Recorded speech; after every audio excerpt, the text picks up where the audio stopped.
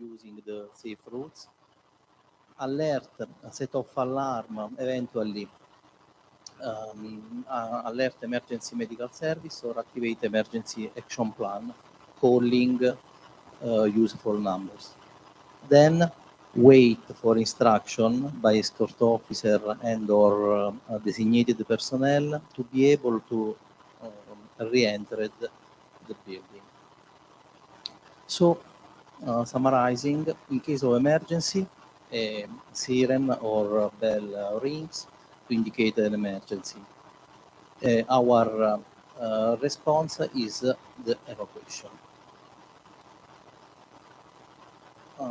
Stressing the concept. In case of emergency, don't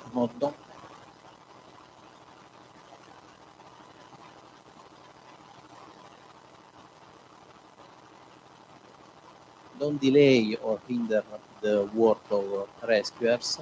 Respect the orders or instruction given by designated personnel. Keep a behavior based on civility and mutual help, and help people in difficulty or in need.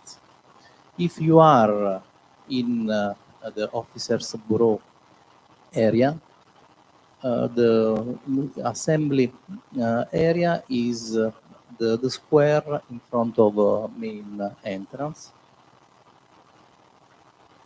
If you are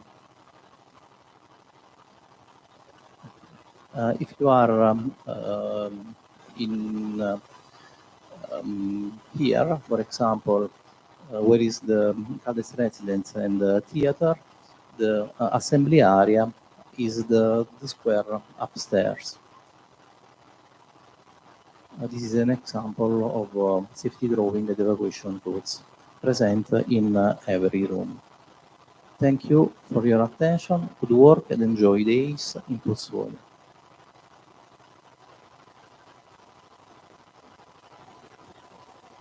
We start. Distinguished guests, ladies and gentlemen, my warmest welcome to the GARTEUR 50th anniversary event. I am Chiara Noviello, and I work as a research engineer for the Italian Aerospace Research Center. And I'm very honored to host this event organized by all the GARTEUR delegations as a part of this unique milestone we are all proud of. The choice of the location was not casual, let me confess, because as you know, in 2023, the Italian Air Force Academy celebrates its centennial. So we loved the idea to celebrate a very special occasion in a very special location.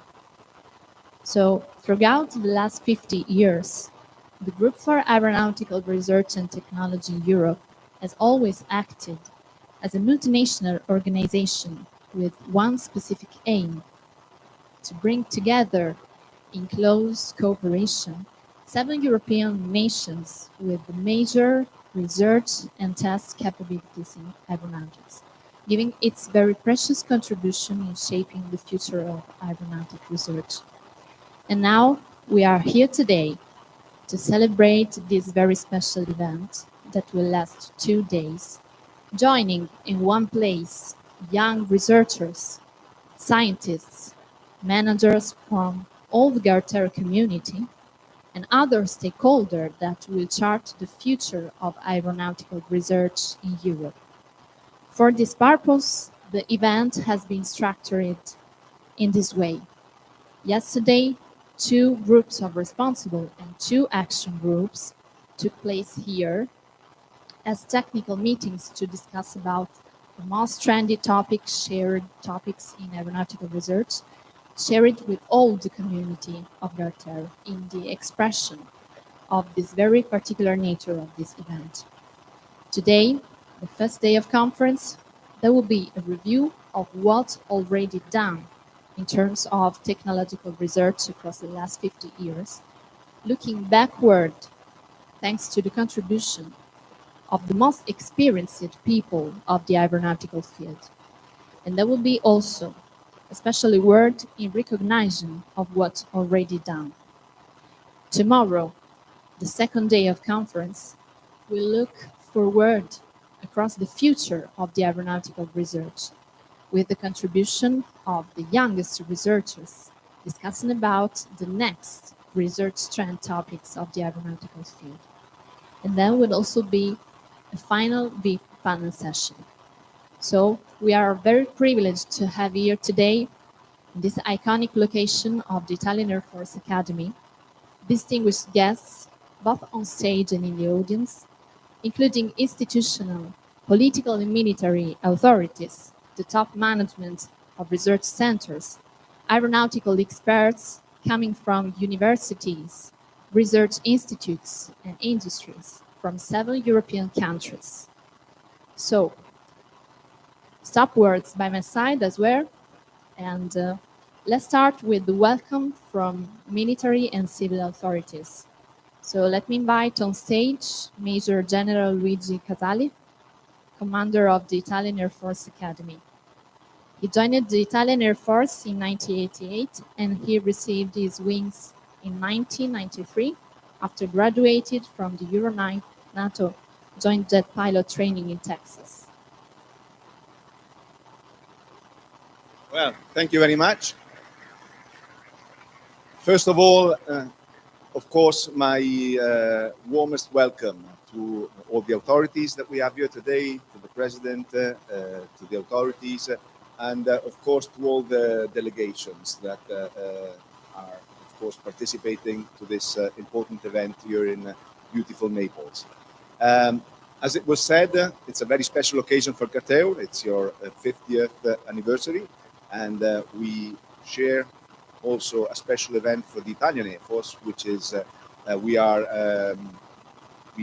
celebrated this year our 100th birthday. So we were very pleased that take this occasion to host this event, to have all these international delegates here in our academy, in order that we could also share, the opportunity to talk about what the Italian Air Force has done in these 100 years.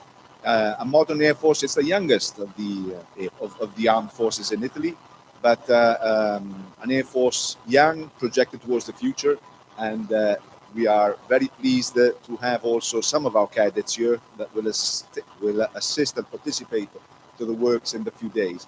The Italian Air Force Academy basically is responsible for selecting and training all the young officers that decide to enter the Italian Air Force. So every single officer that is in the Italian Air Force has come through this place, where we train not only pilots, we also train engineers in aerospatial sector, civil engineers and electronic engineers. We train lawyers that will become, of course, part of our force. And we also train doctors, so they go through a complete degree in medicine, and all this is done in collaboration with the Federico II University, which is, as you know, the University of Naples. So, great tradition. We are, of course, very well integrated within this wonderful territory that I truly hope you have a chance to take the time to visit, because it really does have some very unique sceneries. There's really lots of things to do, so I hope that your busy schedule will allow you to have also some free time over there. Once again, thank you very much to the GARTEUR leadership for choosing us to have this major event. Please take the chance to explore also our academy. Please take the chance to have a chat with our future, which is over there. I've heard that you are full of course, researchers that are working towards the future in the aerospatial sector. This is our normal business. We have introduced a couple of new programs in order to cope with the developing and the new domains that are emerging. I'm talking about cyber, talking about space, talking about drones. We have a very particular collaboration with the research departments that are present on the territory. Not only the research departments, we have a very fruitful collaboration with the industry, and we have a very fruitful collaboration with university. So I'm very pleased to have our students here today. They will be listening, and please take the time to go and ask, and also for you guys, take the time And this is an opportunity that we cannot miss. There's a lot of experience around here that's coming from research, coming from industries, coming from institutions. So for sure, it's a moment that we can acquire and gain more and more experience. So I will stop here. Thank you very much again for choosing our academy, and I'm looking forward to talking to you in the next days. Thank you.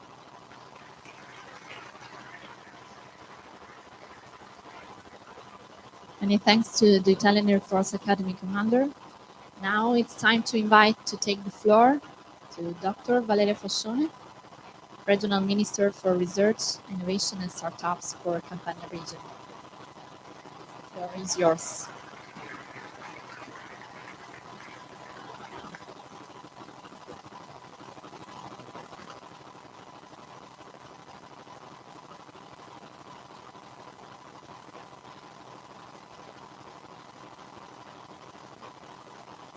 Good morning to everybody. A very warm welcome here in Pozzuoli, in Campania region, in this beautiful place.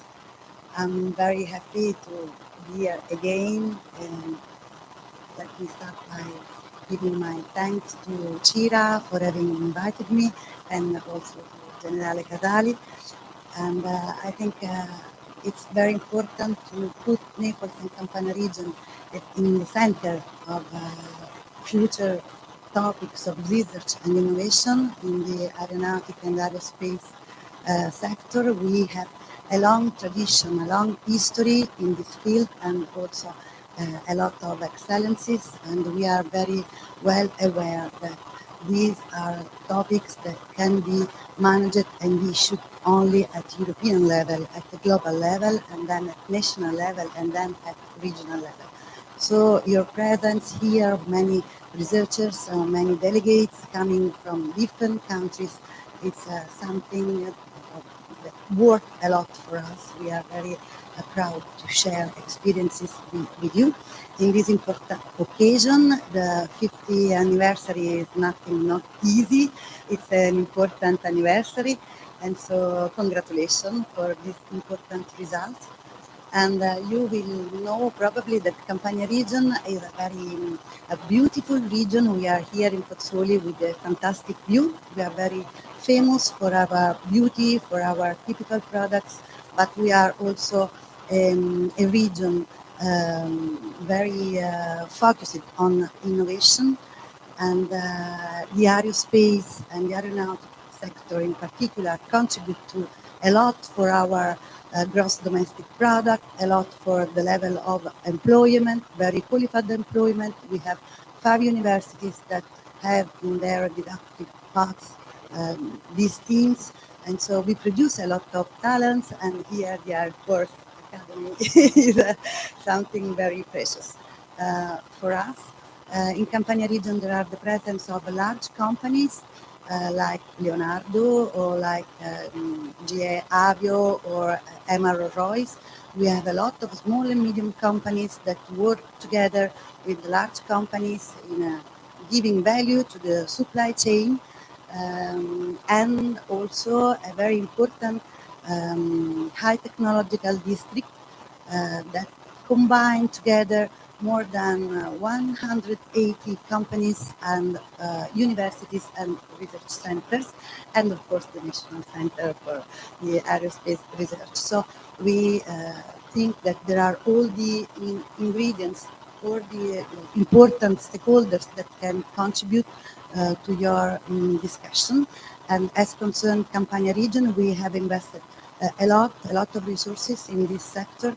And as I told you, we strongly believe in the importance of the European collaboration. We have signed an agreement with the Clean Sky Aviation since 2015, and we perform very well at European level among the different opportunities given by the Horizon program, so research and innovation. And at the moment, we are the first European region for success fee concerning the positive incoming of European money. So This means that our small and medium companies are very competitive, and excellent, and they are able and capable to work at European level.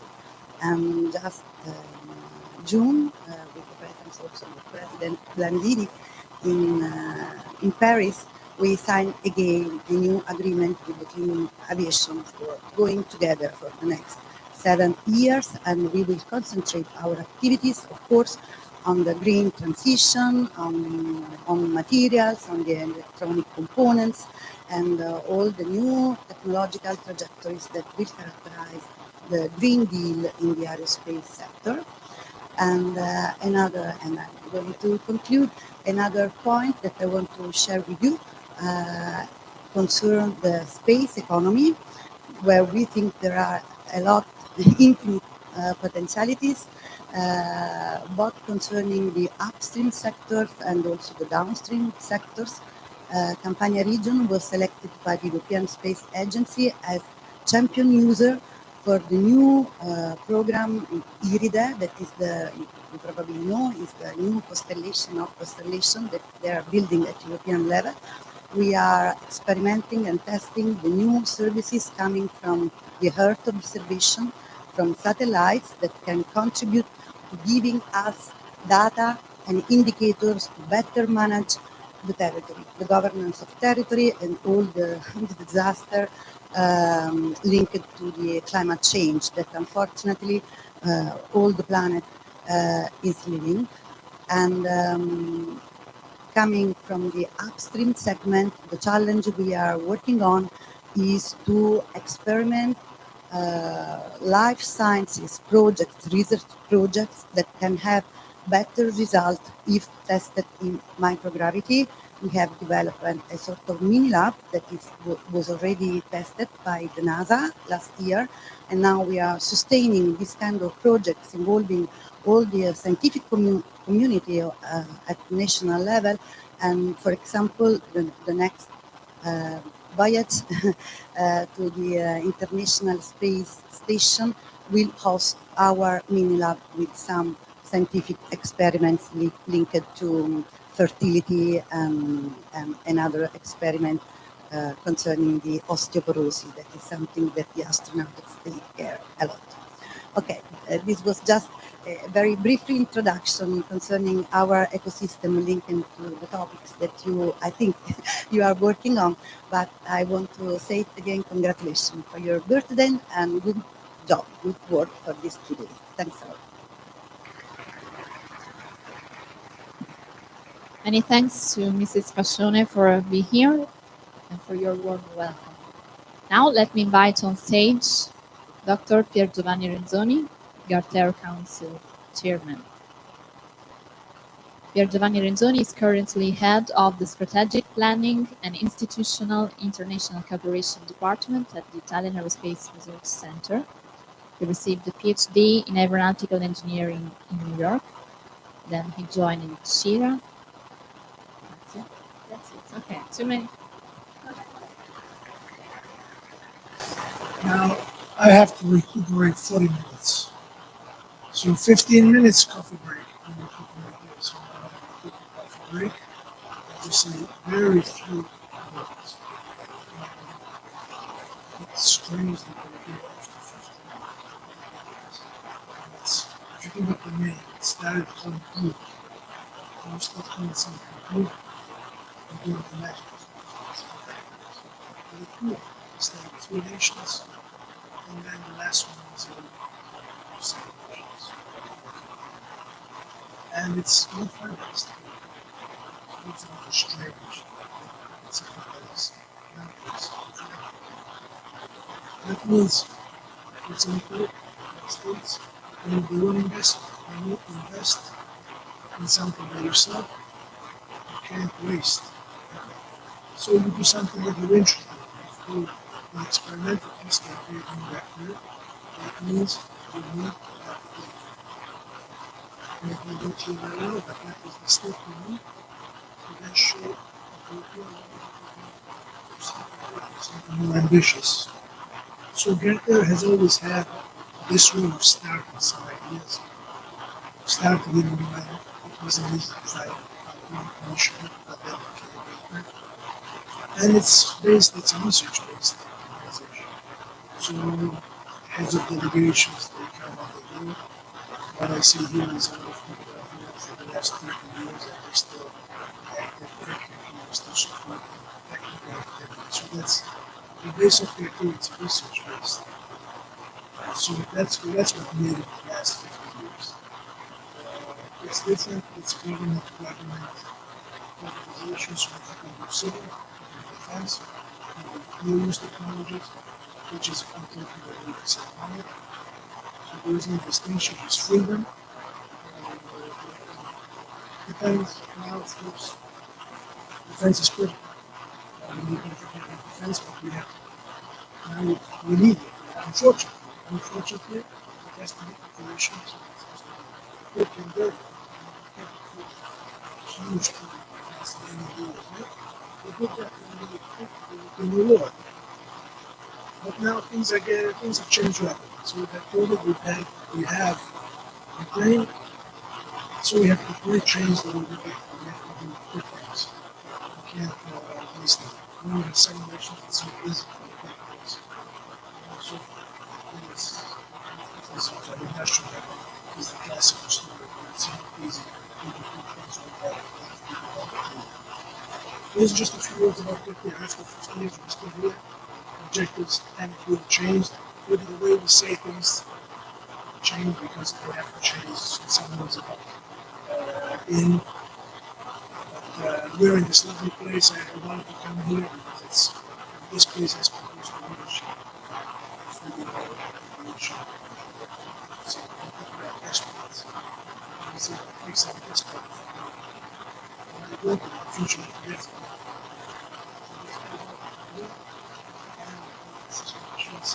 this future. It's one of the elements of the future. It has tradition, but it has, it's life. It's not history, it's life. People still believe that. I hear see professors and see old colleagues that have become professors with some lost their hair, some gained, some weight. But they're still protectable work, and that's the shit. When you have great colleague, you should. And there's always, and I said, it's very basic. So people believe what they're doing, find it as limited, they do it and they enjoy it. And that's what I appreciate. So I'll do just very quickly. Let's go and ask, for example, the GARTEUR community more than guests joining our celebration. Short things out the main concepts of the presentations without expecting. We'll put them on the own website. So please shorten things, be to the point, and we appreciate it.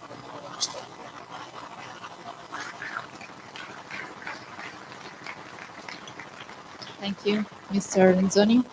Now we start with the session number 1 about the analysis of the retrospectives. For the civil transport, let me introduce Dr. Philippe Gommier, Aeronautics Director at ONERA. After graduating in Paris, he joined ONERA, French Aerospace Research Organization, in 1990. And then after several years of research on helicopter rotor blades, Dr. Gommier had led a research team in the field of rotary wings and turbomachinery aerodynamics. He will present a work titled A Retrospective of Civil Transport Aircraft Research with Moderator. Okay, so good afternoon, everybody. I'm very glad to be here. I will be trying to give an overview, a retrospective of what I've been doing within GARTEUR with respect to civil transport aircraft research. Actually, my presentation was already done with many colleagues. I would like to thank all of them. I don't have the time to quote everybody, but some of them are in the room, others were behind this presentation.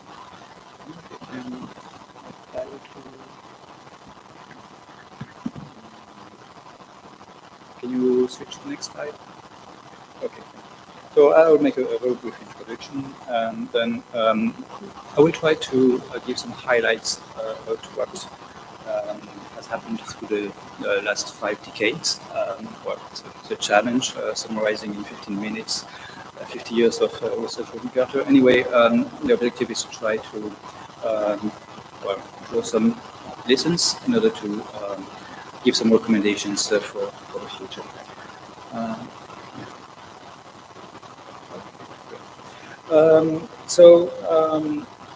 Of course, what I'm going to present relies on many documents, and so most of them can be found on the GARTEUR website, and it has been the contribution, as you can imagine, of many researchers or scientists. So many thanks to all of them. Actually, when I prepared this presentation, I had a look back to what was recently presented, especially at the last ICAS conference, or say the ICAS 2022 conference. Very excellent presentations were done by the board members. I will try to give in my presentation a slightly different perspectives, because I'm not going to focus on a single GOR, but I will try to see what different GORs, more specifically aerodynamics, structures and material, flight mechanic systems and integrations, GORs have done, and how they have contributed to the research for civil aircraft. Okay, so this is really the objective of the presentation. It doesn't pretend to be exhaustive. As you can imagine, I will not talk about the many action groups that happened in the past, so don't blame me if you don't see the action group you've been contributing to. Okay, everything could be summarized in this single slide, where I try to figure out what we believe at Honor have been the most important achievements. So in the horizontal line, you've got the time frame starting from the 80s to now, and we'll talk a little bit about the future later on. The first line is about aerodynamics. The second line is about structures and materials. And the last line will be about flight mechanics. So let's focus first on aerodynamics. In the 80s, many action groups, there was a lot of efforts about high lift capabilities of Air Force. Of course, at that time, the research was initiated using 2D approaches. I will give more details later on. In the 90s, the focus was the numerical methods had progressed, so it was possible to address numerically the transonic flow around a complete aircraft. So this made a significant step. Maybe it's easier than the high lift. Obviously, it is, because the high lift problem is still not solved. And there were also significant activities related to flow visualization techniques, non-intrusive techniques like LDV or PIV, which was shared between the European community, and was the focus of some of the action groups. The high lift problem emerged again in the years 2000, but this time from the 3D perspective. So methods have improved again. I will give more details later on. There was also the focus of some action groups on ice accretion, legislation, the regulation had evolved, and some activities were done to predict ice shapes and to see the consequences on aerodynamics. And let's say that in the years 2010s, we progressed towards the flight domain limits, either addressing loads in maneuver or addressing the tremendous problem of turbulence modeling, and this is not solved yet, of course. Yes, good. For structures and materials, if I think to summarize what has been happening, most of the efforts was done on the study of composite structures, which have progressively been incorporating more and more deeply into civil aircraft, and progressively increasing the complexity of the pieces that were studied, from the basic coupons to more, let's say, sophisticated structures like stiffened panels.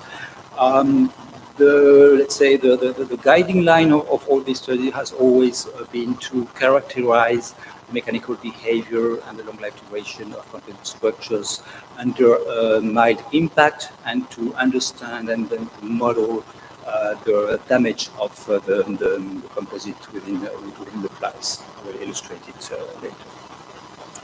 Flight mechanics, where we have selected three main focuses in the 90s. Development of robust flight control laws. I'm going to illustrate it. Pitch-induced oscillations was the focus of some action groups in the years 2000. And more recently, nonlinear flight control system, which, by the way, has provided a reference Springer book on this topic.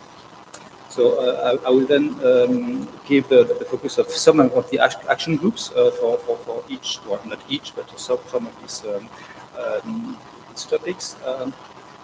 If you can click on the top left figure, high lift 2D, because I don't think I think. Yeah, no, go back.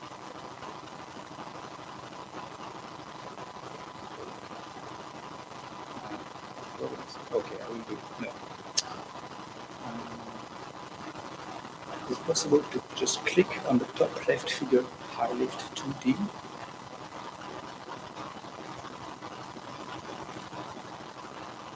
Top left. No.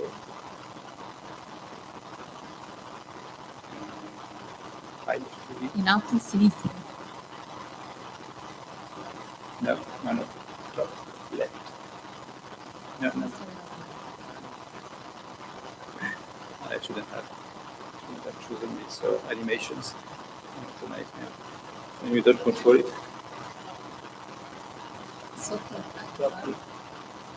Yes. High lift 2D. You click.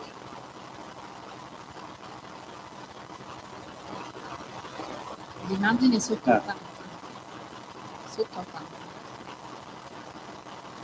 Yes. Oh, thanks a lot. And it will be the same for the next one.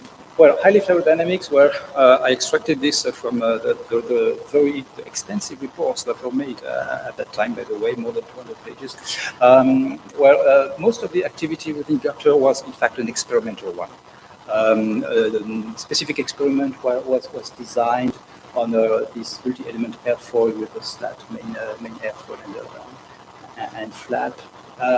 One of the challenges was to have a high instrumentation of the mock-up, to have pressure taps, of course, to measure the loads and the load pressure distributions, and also some hot wires. So this was really part of the action group, and the test really, in fact, was specifically adapted for the needs of the action group, which is something that is, I think, noteworthy. At that time, one of the conclusions of the action group was that, in fact, that there were very little numerical results. Navier-Stokes codes were not available yet, of course, as most of our aerodynamicists in this room must know. The best methods were inviscid, viscous coupling methods, either weak coupling, strong coupling, and so on. But you can see by looking at the top, at the bottom right figure showing the pressure distribution on these multi-element airfoils, that I think we can really concur on the conclusion that the agreement with the experiment, it was, at that time it was said in the report, limited. Today we would say very poor, and that work remained to be done. Next. The topic of high lift was then studied again 20 years later, but this time addressing much more complex configuration, so 3D configuration with a mock-up installed in a wind tunnel, a mock-up with sweep, again with a multi-element with slat, main airfoil and flap. Well, you can directly see on the right that a lot of progress has been made by numerical methods. The agreement on the pressure distribution is much better than 20 years ago, of course. Why? Well, first of all, Navier-Stokes methods were available. Cross-flow was accounted for, and of course it's important when you are at the onset of stall. And also this was the first effort done to predict also laminar turbulent transition. And this made a significant difference, and the action group proposed some limitations of the 2.5D approach in the linear part, and then switching to 3D for the highest incidences. The main features of the flow on this configuration, I mean, the separation, the outer part of the wing due to cross flow, or the separation in the slat were correctly predicted. But the conclusion of the action group was that the detailed characteristics of the boundary layer, so the velocity profile, the skin friction, there was a wide range of, let's say, disagreement between the different methods. Next. Composite materials. The first action, or not the first, but the old action group, AG16 and AG22, all focus on their understanding of the behavior of composite structures under mild impact, and how this impact at the skin of the composite that was, let's say, the skin of the composite, you couldn't see anything at the skin, everything happened inside, in the ply. So understanding how this damage was propagated inside the composite. So of course, using experiments, first on very simple coupons, then on flat plates, and then progressively increasing the complexity of the structure. So prediction and characterization of impact damage was the focus of AG28. Post-buckling with delamination, studying, depending on where the impact on the stiffened panel occurred, what was the consequence on the mechanical strength and the long life duration, and also how to repair a composite structure which had an impact, and then derive fatigue prediction model. Speed up a little bit. Flight control systems were again here the objective was to define flight control systems which were representative of a civil aircraft. At that time, the 12 designs of control laws were done in order and were then tested on an approach, on a non-linear approach. What is interesting is that at that time only 2 of them were really representative and robust enough with respect to wind and gust, and these 2 control laws were then flight tested in a Bright Run project. So this means that GARTEUR has been was the premises of some European-funded projects. I will end with this last example on turbulence modeling, which is more something that we are doing today. Turbulence is not solved, so a lot of focus is done to try to develop intermediate methods between grants and LES. What is interesting is that everybody shares the same, let's say, reference data, and applies its own method to see which are the best modelizations on some kind of, I would say, simple examples, but still representative of the flow that you can find on an actual configuration. So impact and lessons learned. Well, GARTEUR, I think the best performing action groups were the action groups where experimental data, different experimental data were gathered within the action group, so academic databases, and then everybody was trying to compute and share the different methods that they were using. It's very often led to EU-funded projects, which is, I think, a good point, and also I think GARTEUR was recognized through state-of-the-art scientific publications. Of course, progressively, the experimental activity has slightly decreased. Numerical activity has progressed.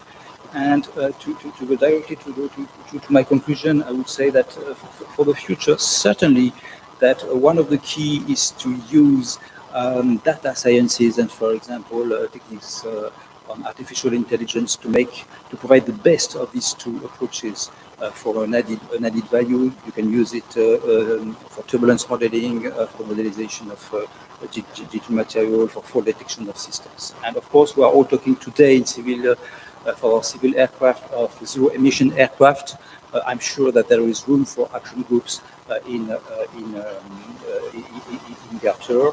And my last words would be, GARTEUR, it's very easy to set up a GARTEUR action group.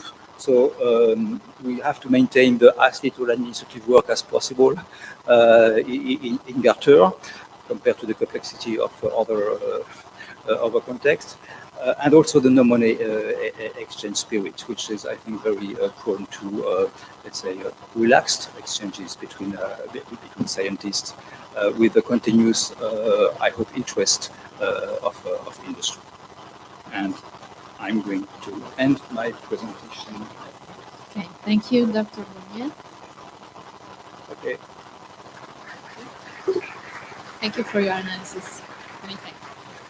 So for what concerns civil rotorcraft, let me invite Dr. Palk, head of Rotorcraft branch at DLR, that will give us his vision.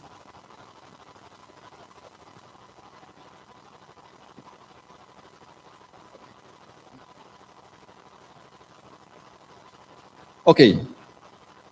Thanks, Philip, for setting the scene.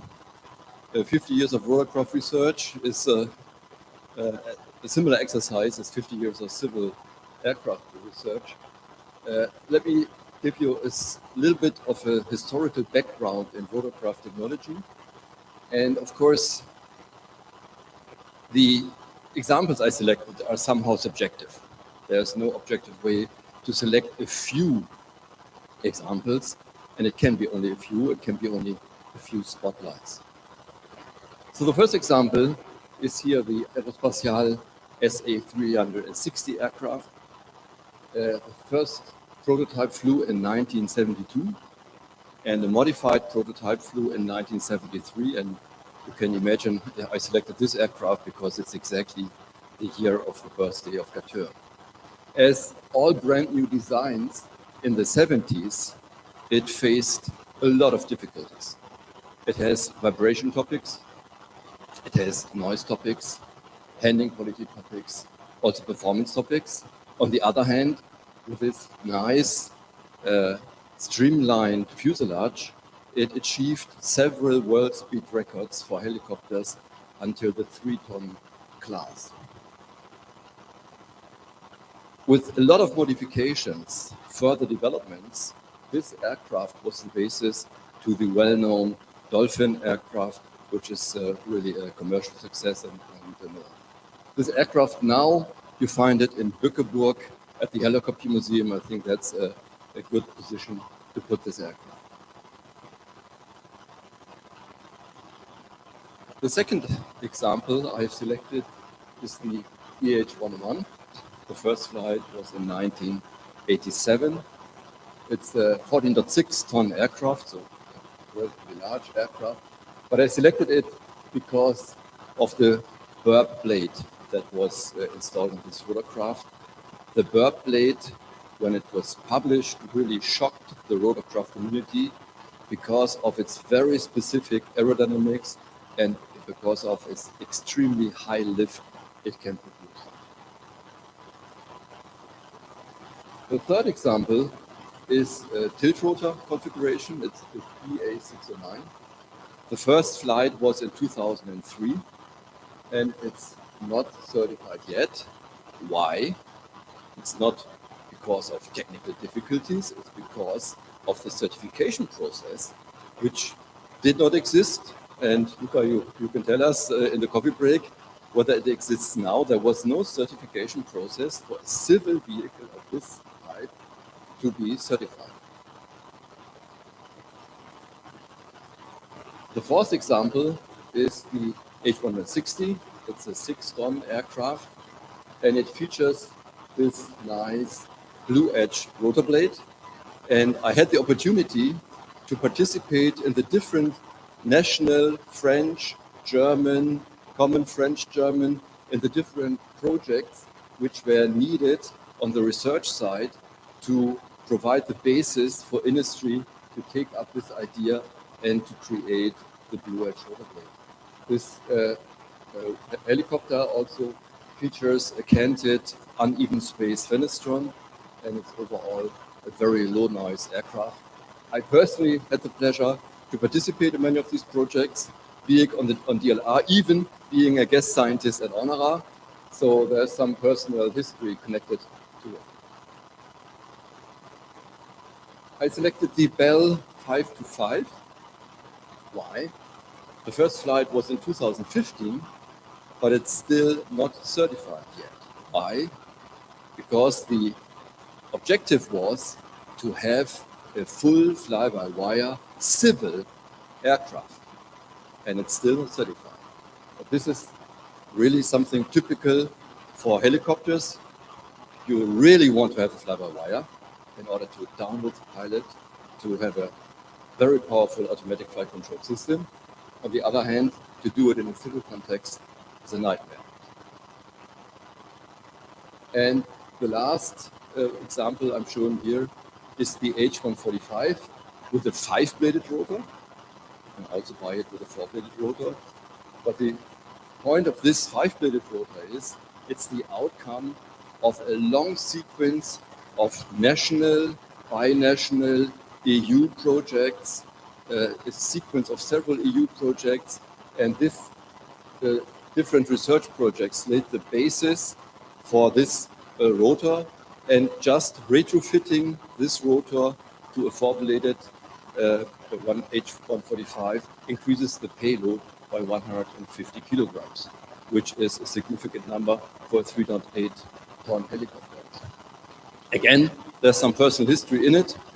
I was involved first as a scientist and then as a manager on the DLR side on several of these projects, starting with the airfoil design, which is on this rotor.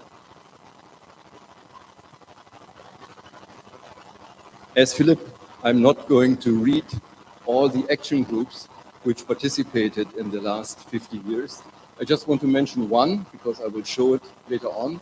The Action Group 04, the report was published in 1989. And this action group, which is a helicopter action group, in fact was decided by the council as an aerodynamics action group and was then moved to the helicopter. So right now we have 26 action groups running, and the two last, 25 and 26, are still active. Aerodynamic performance is, of course, for any aircraft, but especially for rotorcraft, an important topic. So from the 80s to today, several AGs on the topic of performance and interactional aerodynamics and tilt rotor technology were carried out, and you see them indicated here in the color code. And out of these AGs, out of the helicopter core, a lot of successful EU projects were initiated. To give you an example of what was done at that time, so it was a classical GARTEUR style activity, producing experimental data together. So at that time it was DFVLR, NVD, a company, Westland, at that time a helicopter company, and aerospace. And they put material together, they put experiments together to do common wind tunnel testing, making code-to-code and code-to-experimental data comparison together in common formats, and by this paving the way for solid code validation and code enhancement. And the testing here was a streamlined body, upswept body, and a flat body, and you see the different drag values as you can imagine. Out of this, one of the EU projects I think that was really important was the GO-AHEAD project, which stands for Generation of Advanced Helicopter Experimental Aerodynamic Database for CFD code validation. And personally, I believe it was one of the milestones which really provided the ground for today's CFD codes. In the old days, when I was a young scientist, CFD stood for color for directors. You did it so that your director could show in a conference a nice colored photo or a nice colored figure, but nobody really cared about the results. This is not the case anymore. Today, CFD are really the everyday tools in the project. Handling qualities is a big topic for helicopters, and there were 6 AGs in the handling quality context. One of the key outcomes of this Action Group 9 was findings which model features are a must to provide meaning handling quality assessments, to which model behavior is needed and sufficiently close to the behavior of the real helicopter so that you can make real conclusions based on the simulation results. Just to give you an idea on what was investigated at that time, so they took the results out of an EU project which was called HeliFlow. This was a wind tunnel model of a classical tail rotor.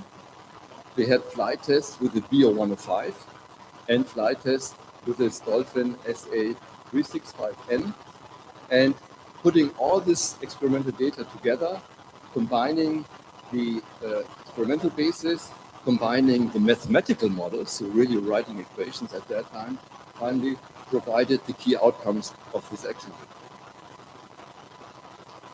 Another important topic for helicopters is noise, internal noise and external noise. And you see just one result here of the action group 20, showing different materials, different panels, how to damp in the best and most efficient way with a lightweight structure the noise that is traveling from the gearbox, from the engine into the passenger compartment, for example. And you see different results in different ways. And the outcome of this action group was the experimental setup. How do you have to do it properly? And of course, the numerical tools, how to predict the noise damping. On the right-hand side, you see a basic acoustic test. It's about acoustic scattering of the noise on the fuselage of the helicopter, but it could also be scattering of noise on a building or whatever. And this is really very basic. It's generating with a laser a small plasma somewhere in the space, and this plasma creates a noise which can relatively be easily modeled so that you have real accurate validation data to check your noise prediction and scattering. Rotorcraft pilot coupling and simulation fidelity were also important topics which were investigated with several AGs. Here you see one with the AG16, rigid body and aeroelastic rotorcraft pilot coupling. The unexpected oscillations of pilot rotorcraft systems have become a critical issue, especially for augmented helicopters. Whenever you have an automatic flight control system, there might be a small delay, and this delay may couple into the movement of the controls of the pilot. The outcome of this action group were a basic physical understanding of both the rigid body and the aeroelastic RPCs and guidelines and criteria how to prevent or suppress critical RPCs. On simulation fidelity, there was an action group 21, Rotorcraft simulation fidelity assessment, predicted and perceived measures of fidelity. And the research question behind it was to gain a better understanding of the various components that contribute to the definition and the perception of rotorcraft simulation fidelity.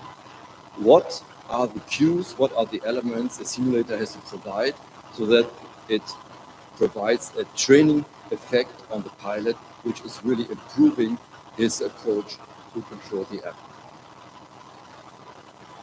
Okay, let me conclude. From a retrospective view, and of course I had to dig into the old files. In the 70s, there were typically 2 and more industrial partners which were really very active in, I would call them basic experimental and numerical tasks. Today in our GARTEUR action groups, industry quite often are observers. In the 80s and the 90s, a lot of EU projects were initiated out of the group of Responsables, Rotorcraft. Today, EU projects quite often target relatively high TRLs, and at least in the Rotorcraft field, it's very difficult to successfully propose an EU project and finally get it accepted. The helicopter or the Rotorcraft Corps always try to tackle the hot topics which are on the international research agenda, but the reality is not all ideas really turn into action groups.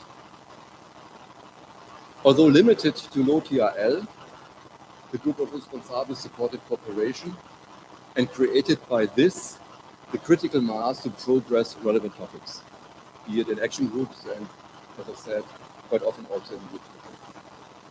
And by creating this critical mass, this allowed to push basic physical understanding and numerical simulation tools to the next higher level, and this is now what we see after 50 years of this activity.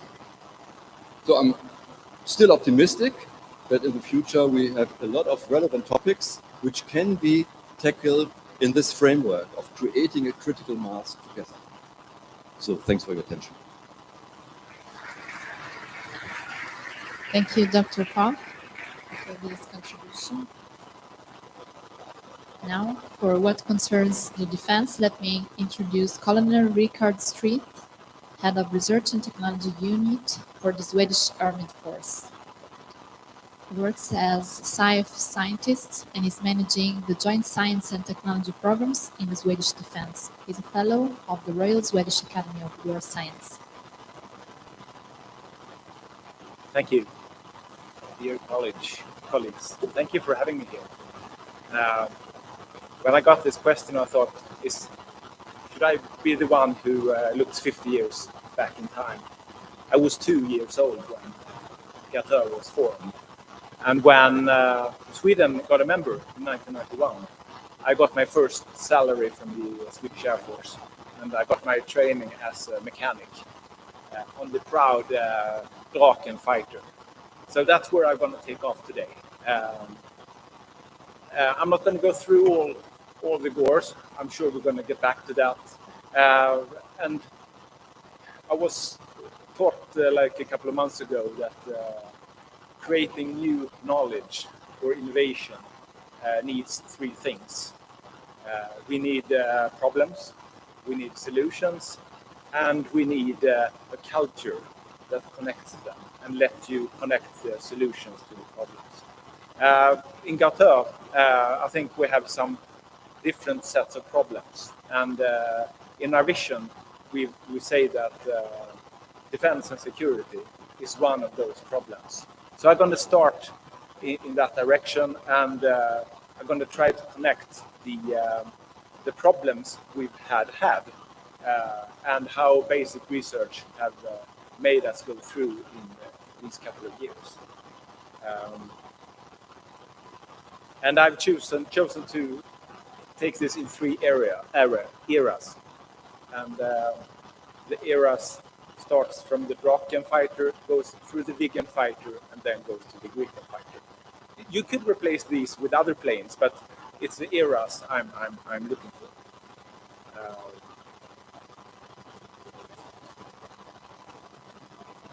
So, what did we have in 1971? Actually, in Sweden, we still had a couple of Tunnan left. And we have the Draken fighter, of course, which I was trained on as a mechanic. What kind of planes were these? And what environment did they operate in? We were in the highest level of the Cold War at this time. This plane, the Draken fighter, it was developed to fly as fast as possible up to 20,000 meters, fire some basic missiles towards nuclear bombing planes. That was about what they should do. And actually, the Draken they were low on fuel when you left the starting script. So it was there were some challenges. When I was trained on these planes, I think it's Sidewinder on them here, but we had the Falcon missiles. There was an IR version and there was a radar version. They were quite slow. They were semi-active, of course, and when they were used, like in the Vietnam War, which gave us or the US a lot of experiences, they weren't really good. There was need for improvement. The double delta form, the aerodynamics here, was advanced. These are the only planes who used them. They had both low velocity and high velocity. Well, they were good in both kind of velocities, which was good. But we didn't really have the measures to use it, and we lost some of them because we couldn't really fly them. We didn't have simulation. Probably we designed this with a slide ruler and no computer. So this was, they had, of course, mechanic, manual control, and the engine in these didn't have any bypass ratio. So this is the starting point. During this era, there came a new generation of aircraft. We went from total manual or mechanic into a system platform. We had a quite advanced radar. We had more advanced weapons. We introduced the canard wing, and we learned how to simulate, which has been very important in a lot of GARTEUR projects. So during the 80s, a lot of new airplanes came along. We had the Viking. Of course, we have other tornadoes and Mirage and others getting into new versions. But during the 70s, we also started the next era to build the electric or electronic airplane, with much more advanced radar, with not unstable platforms, which needed a lot of basic research in aerodynamics. We started with composites, carbon composites materials.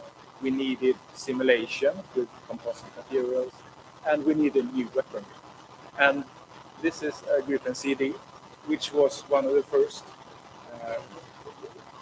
aircraft with the Meteor missile, which was very important. And we've made a lot of simulations when coming down to air intakes, supersonic use of the Meteor missile in GARTEUR, which is really important. Here in the Gripen came into operation in '96. Then suddenly we didn't have a Cold War anymore. We say that ended in '91. So the whole environment for the military changed, and we went into some in-between pause of developing military. And when I look back to this, I think that the development areas of aircraft and the areas in security policy, they don't really add up. A lot of new aircraft were ready when we didn't need them, or when we didn't need a lot of them, which was a challenge. And it was really a challenge because we then bought shorter series, that made us have to be even more smart in how to use them, in how to use the avionics, how to operate them. And we really went to having not a pilot piloting the aircraft. We had the pilot operating a platform, an advanced integrated platform with an advanced radar, with the advanced weapons like the Meteor, and with the advanced system computer. In the Viggen, we call the system computer the system or the central calculator, which says something about what era we were in.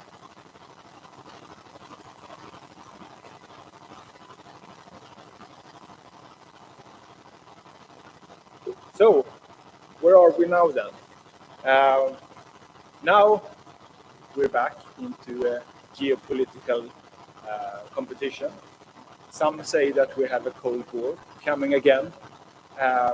We have, in many of our nations, new aircraft coming in. There's a Gripen Echo coming in.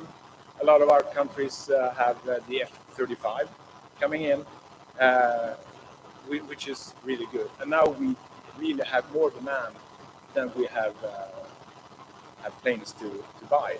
Or maybe it's really worse, or it's worse in other areas like the army or other materials. But I think it's important to remember here that these new airplanes, the Gripen Echo, the F-35, and what else comes now. The main decisions that were made like 10 years ago, or maybe like 15 years ago, and the technology we use in them were decided at that time.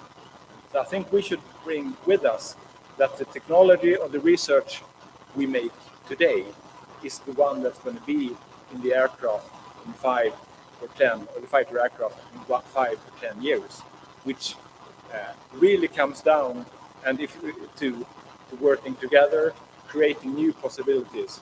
And in all these examples, I think it's progress in aerodynamics, in material and structures, and in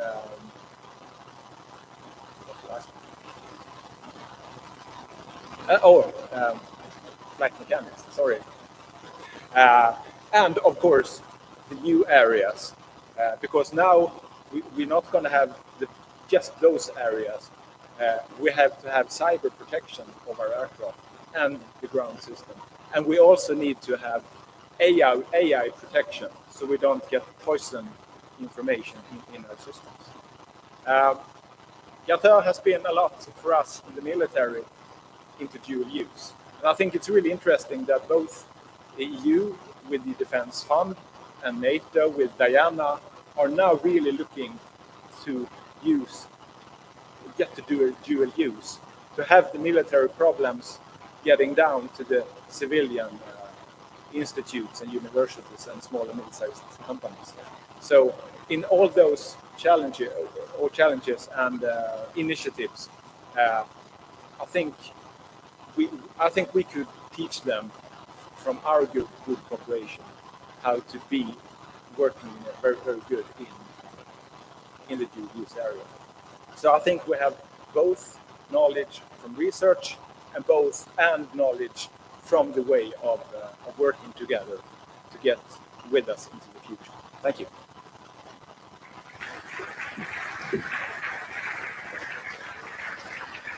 Many thanks to Dr. Street for this interesting analysis.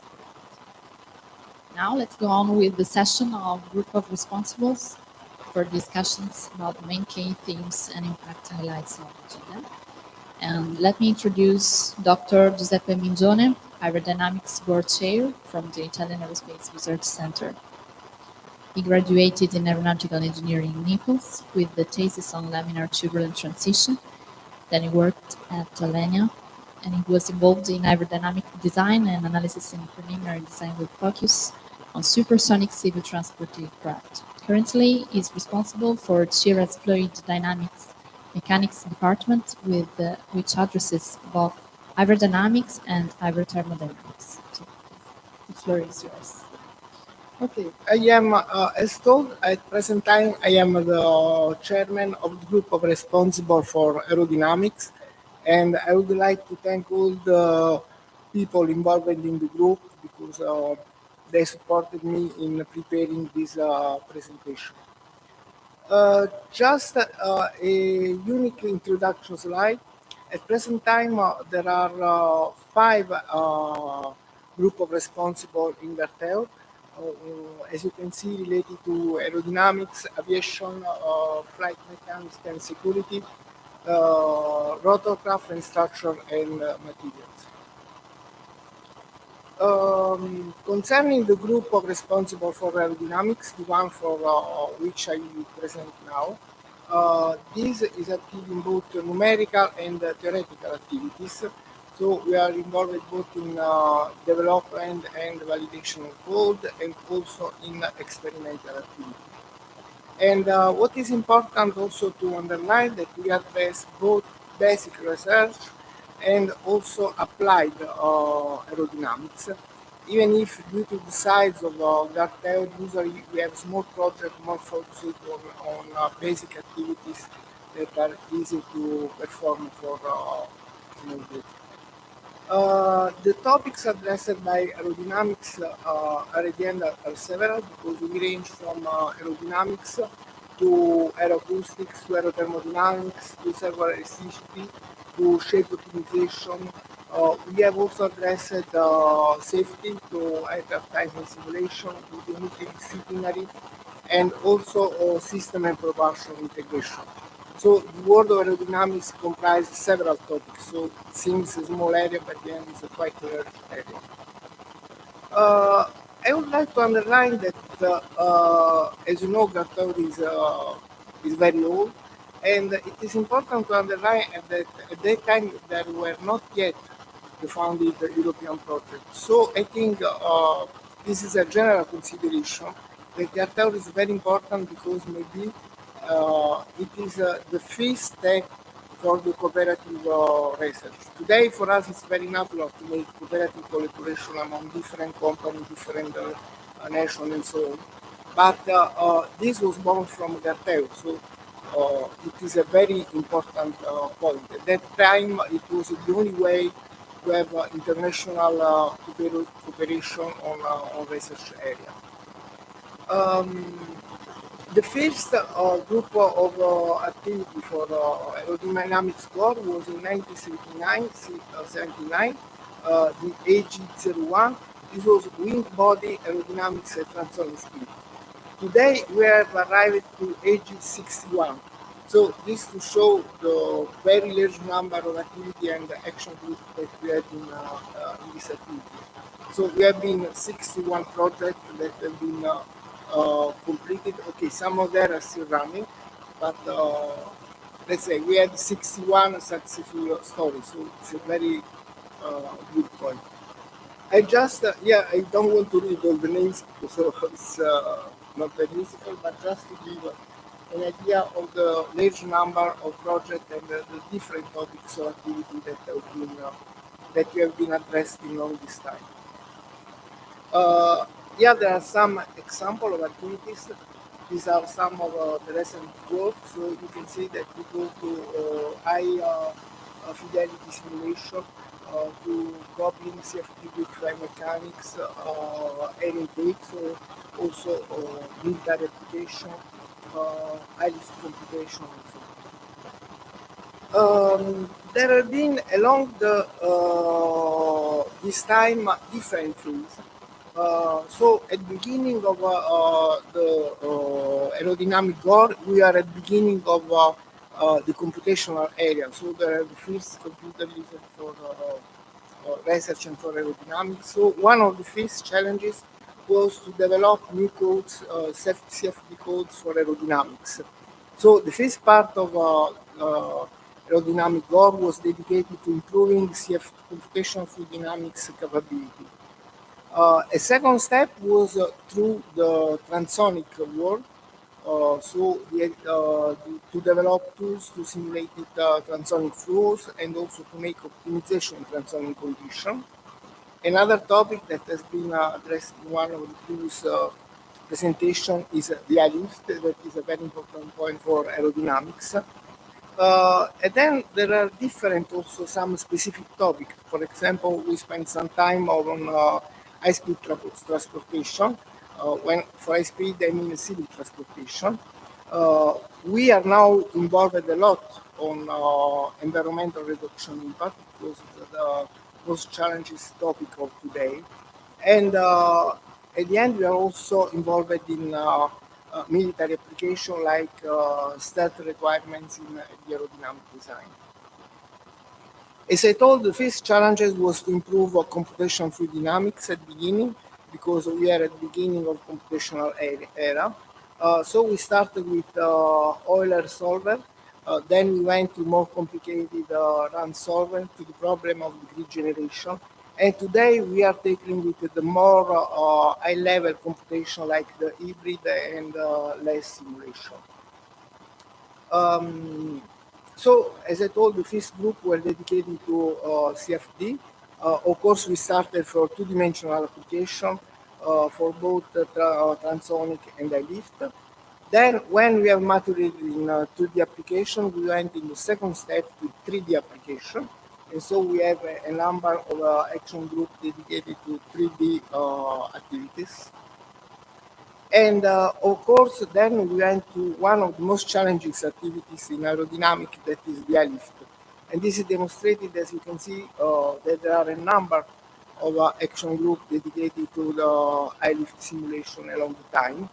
And this is, in certain way, still an open problem because it's not so easy to, even today, to predict the airlift performance of a wing because there are separated flows that are very difficult to simulate. Then there was an interesting phase where there was the challenges of the supersonic speed.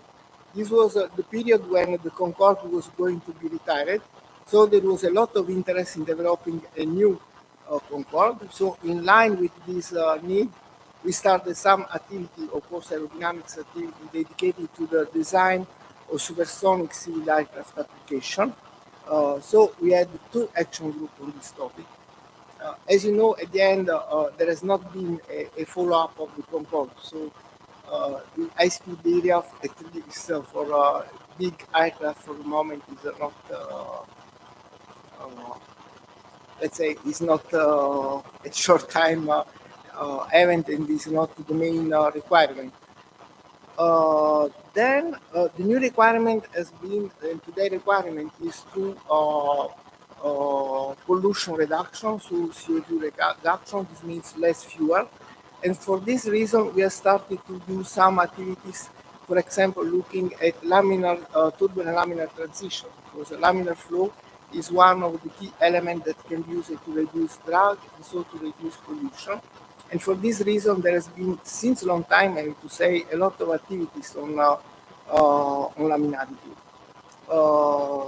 And of course, another point of interest is the use of propellers. Those propellers are very effective to, even if they cannot be used at very high speed, they are very effective in having efficient aircraft, but they produce noise. So we had some working group related to propeller noise.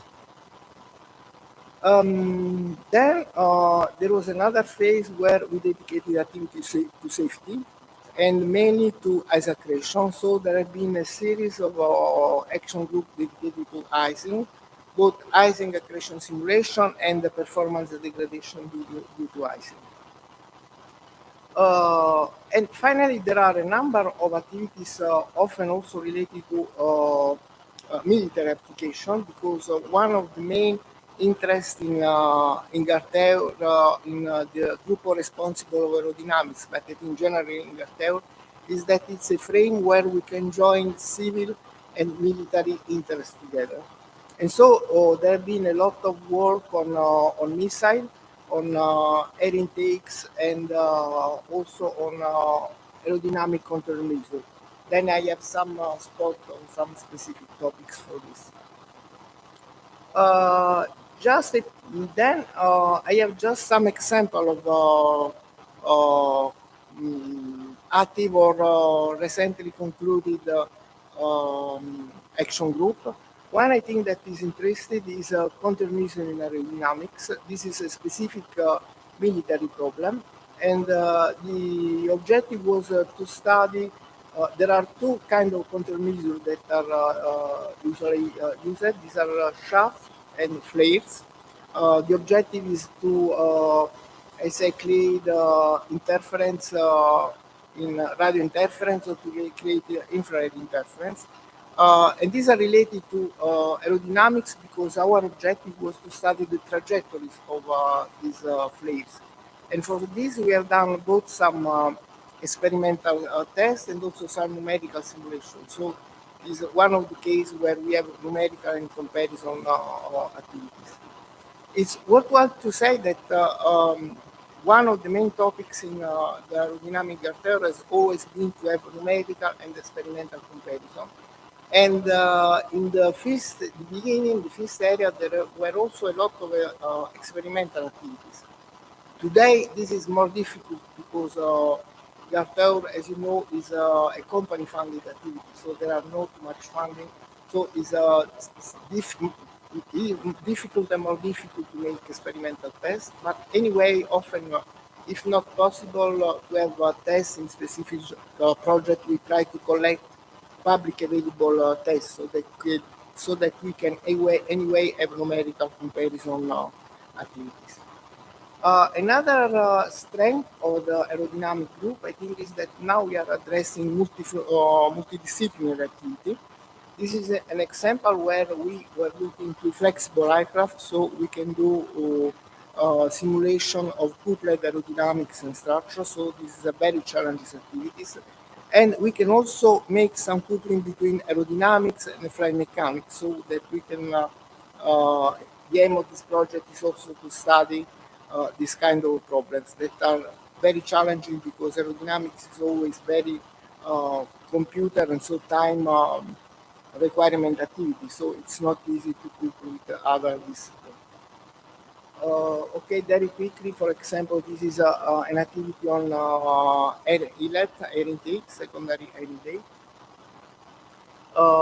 An example of this is mainly for military application, and an example of simulation of supersonic air intake. So as usual, we have some experimental data that are often available from some of the partners or from the literature. And we perform numerical simulations so that we can make a numerical and experimental comparison. And this way, help us in have more reliable tools, and also to understand the limitation of the numerical tools that we use in design activity and in analysis activities. Another challenges, this is a very let's say basic research. Normally in some cases you have formation of separation bubble. Along this separation bubble there is a transition between laminar and turbulent flow. And so one of the challenges is to understand and to try to simulate when and where this transition will happen.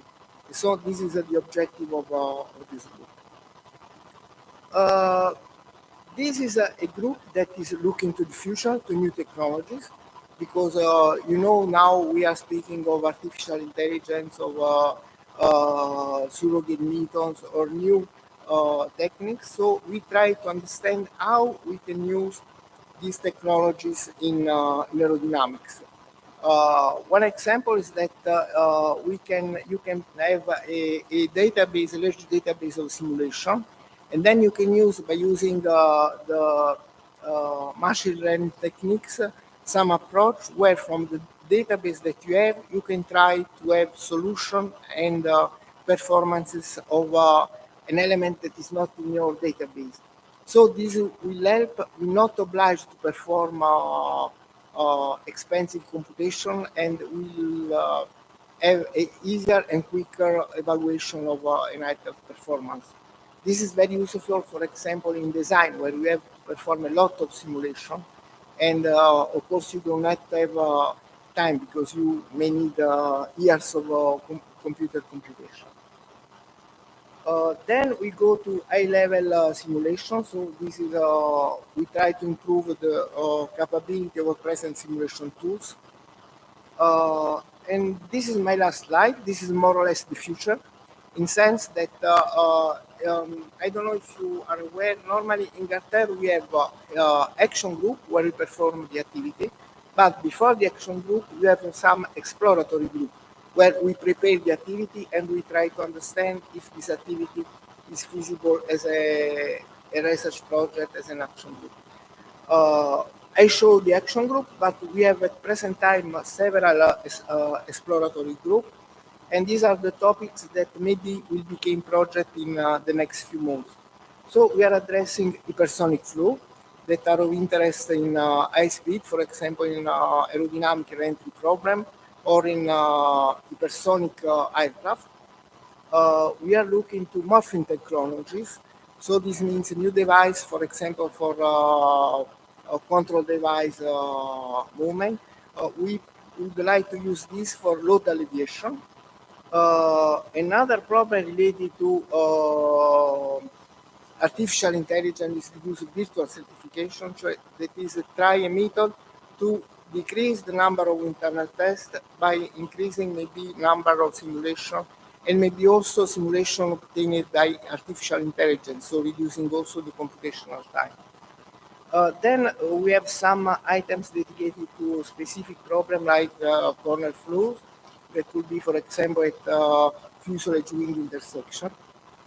And then, as I said, since now the challenge is pollution reduction, we are looking to new source of energy. So we are planning an action group based to address hydrogen combustion for aircraft. And this is a very interesting part. We have a very strong group, so likely this will be one of the future action groups for aerodynamics. Okay, that's all, and thank you for the passage. Thank you, Dr. Renzoni. Now, let me invite on stage for the GOR Aviation Security, Dr. Piergiovanni. I hope the pronunciation is correct.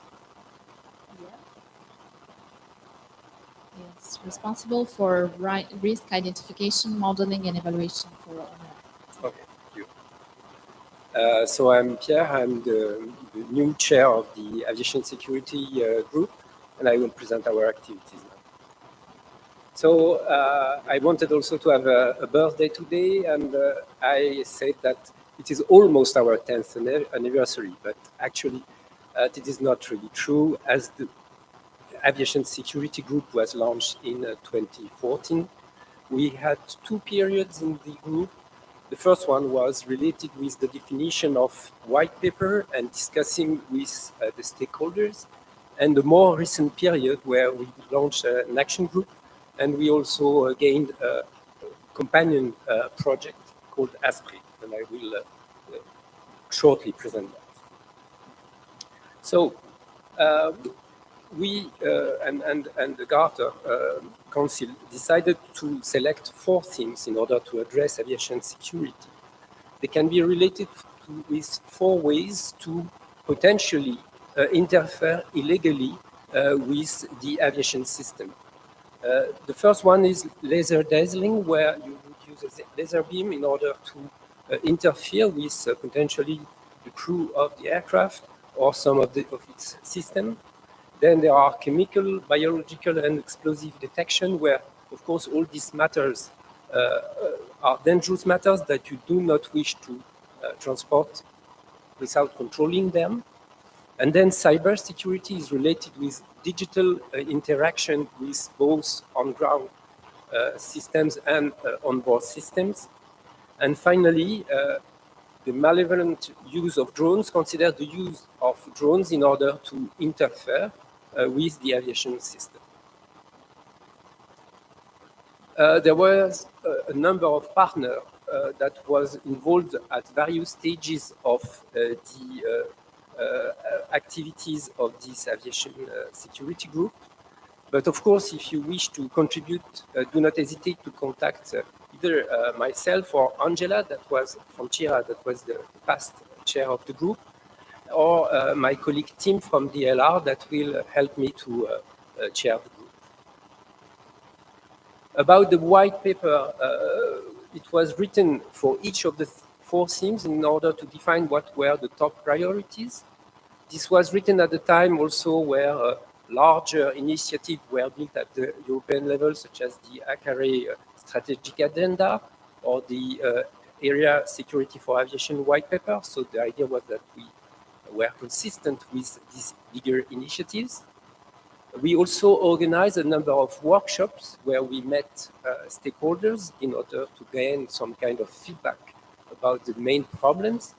The stakeholders came from both industry and military organization, and they helped us to select top priorities. Among them, there were 2 top-level priorities that were selected around 2018. The first one was the malevolent drone used near the airport. And we have to remind us that this was more or less the time of the Gatwick drone incident. And then the second topic that raised a lot of interest was the relation between AI and aviation security. So an action group was launched about drones and cybersecurity, and we started to perform some technical work with our colleagues. And in particular, we worked on about the identification of the cyber threat that would be applicable to drones with their specific capabilities. In parallel, we constructed a number of proposals to together with the colleagues of the GARTEUR group. And one of the proposals, called ASPRID, was selected in the CESAR Exploratory Research 2019 call. 3 GARTEUR partners were involved, CIRA, INTA, and UNEHA, and we were joined by 2 Spanish companies, AENA and INAIDE, and 2 Italian companies, Ali and Software, who were also part of the project. And I will just show you a few slides about this project in order to illustrate the type of activities that we are interested in the domain of aviation security. So, of course, when there is a drone intrusion in an airport, this could cause, especially if the airport is shut down, a major disruption that could also be cascading to other airports in the air transport system globally. In ASPRID, we aimed at investigating a number of technologies that will help to implement the concept of drone intrusion management that was promoted by EASA in its counter-drone action plan. This involves studying the situational awareness about drones near or in the airport, performing an assessment that is dynamic, that evolves over time of the risk, and to define also the way to manage it in terms of air traffic control and also law enforcement operations. So, during the ASPRID project, we defined a number of innovations in terms of risk assessments, where we would use, for instance, historical data coming from past intrusions in the airport in order to define some kind of potential intrusion index at the various airports. We also assessed using feedback from large experimentation of counter-drones technologies or sensor technologies that occur in several countries in Europe in order to assess what could be effectively done at the airport with these technologies. And also we defined the roles of air traffic controllers, of the airport manager, and of the law enforcement agencies in order to cope with a potentially drone intrusion. A simulation was built that helped us to assess this new solution with real air traffic controllers, real airport managers, and officers from a law enforcement agency. So the feedback of these experiments that looked at several sets of potential important and threat scenarios was quite good, because it considered that it will help the airport to shut down less often, and also to have a better communication between all these actors involved in the management of the drone incident. And also we had the opportunity to write together a number of publications that mention GARTEUR. So in terms of concluding remark, of course, with this first experiment, we can say that participating and organizing a GARTEUR action group is a very promising way to both progress on the scientific side, but also to prepare the future projects by knowing better ourselves. And also, we have ideas for new action groups that will be discussed tomorrow and presented by my colleague Domenico Pascarella from CIRA. Follow-up activities that I let him discuss tomorrow. And also, we are also very well open to new ideas, especially in the topics that were less addressed in the past, as dazzling or the CVE detection topics. Do not hesitate to contact us. I think that both Angela and myself are attending, and the team is at its DLR office, but okay, do not hesitate again to contact us. Thank you. Thank you, Dr. Bibier. Now, the last discussion before the coffee break. So it's my pleasure to invite for his speech Dr. Korn as Flight Mechanics Systems and Integration GARTEUR. He is head of the Pilot Assistance Department at the Institute of Flight Guidance of the German Aerospace Center, DLR.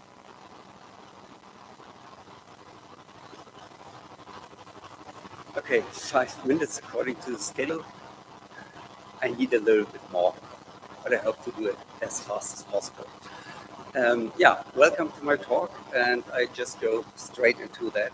What I would like to tell you about our flight mechanics and systems integration door, general overview, and some good examples as we achieved. So who we are, a couple of us are here, Philippe, myself, Carsten, Richard, and I think, and Antonio, of course, from CIRA, but we have as well some industry participations in that, and that's our group.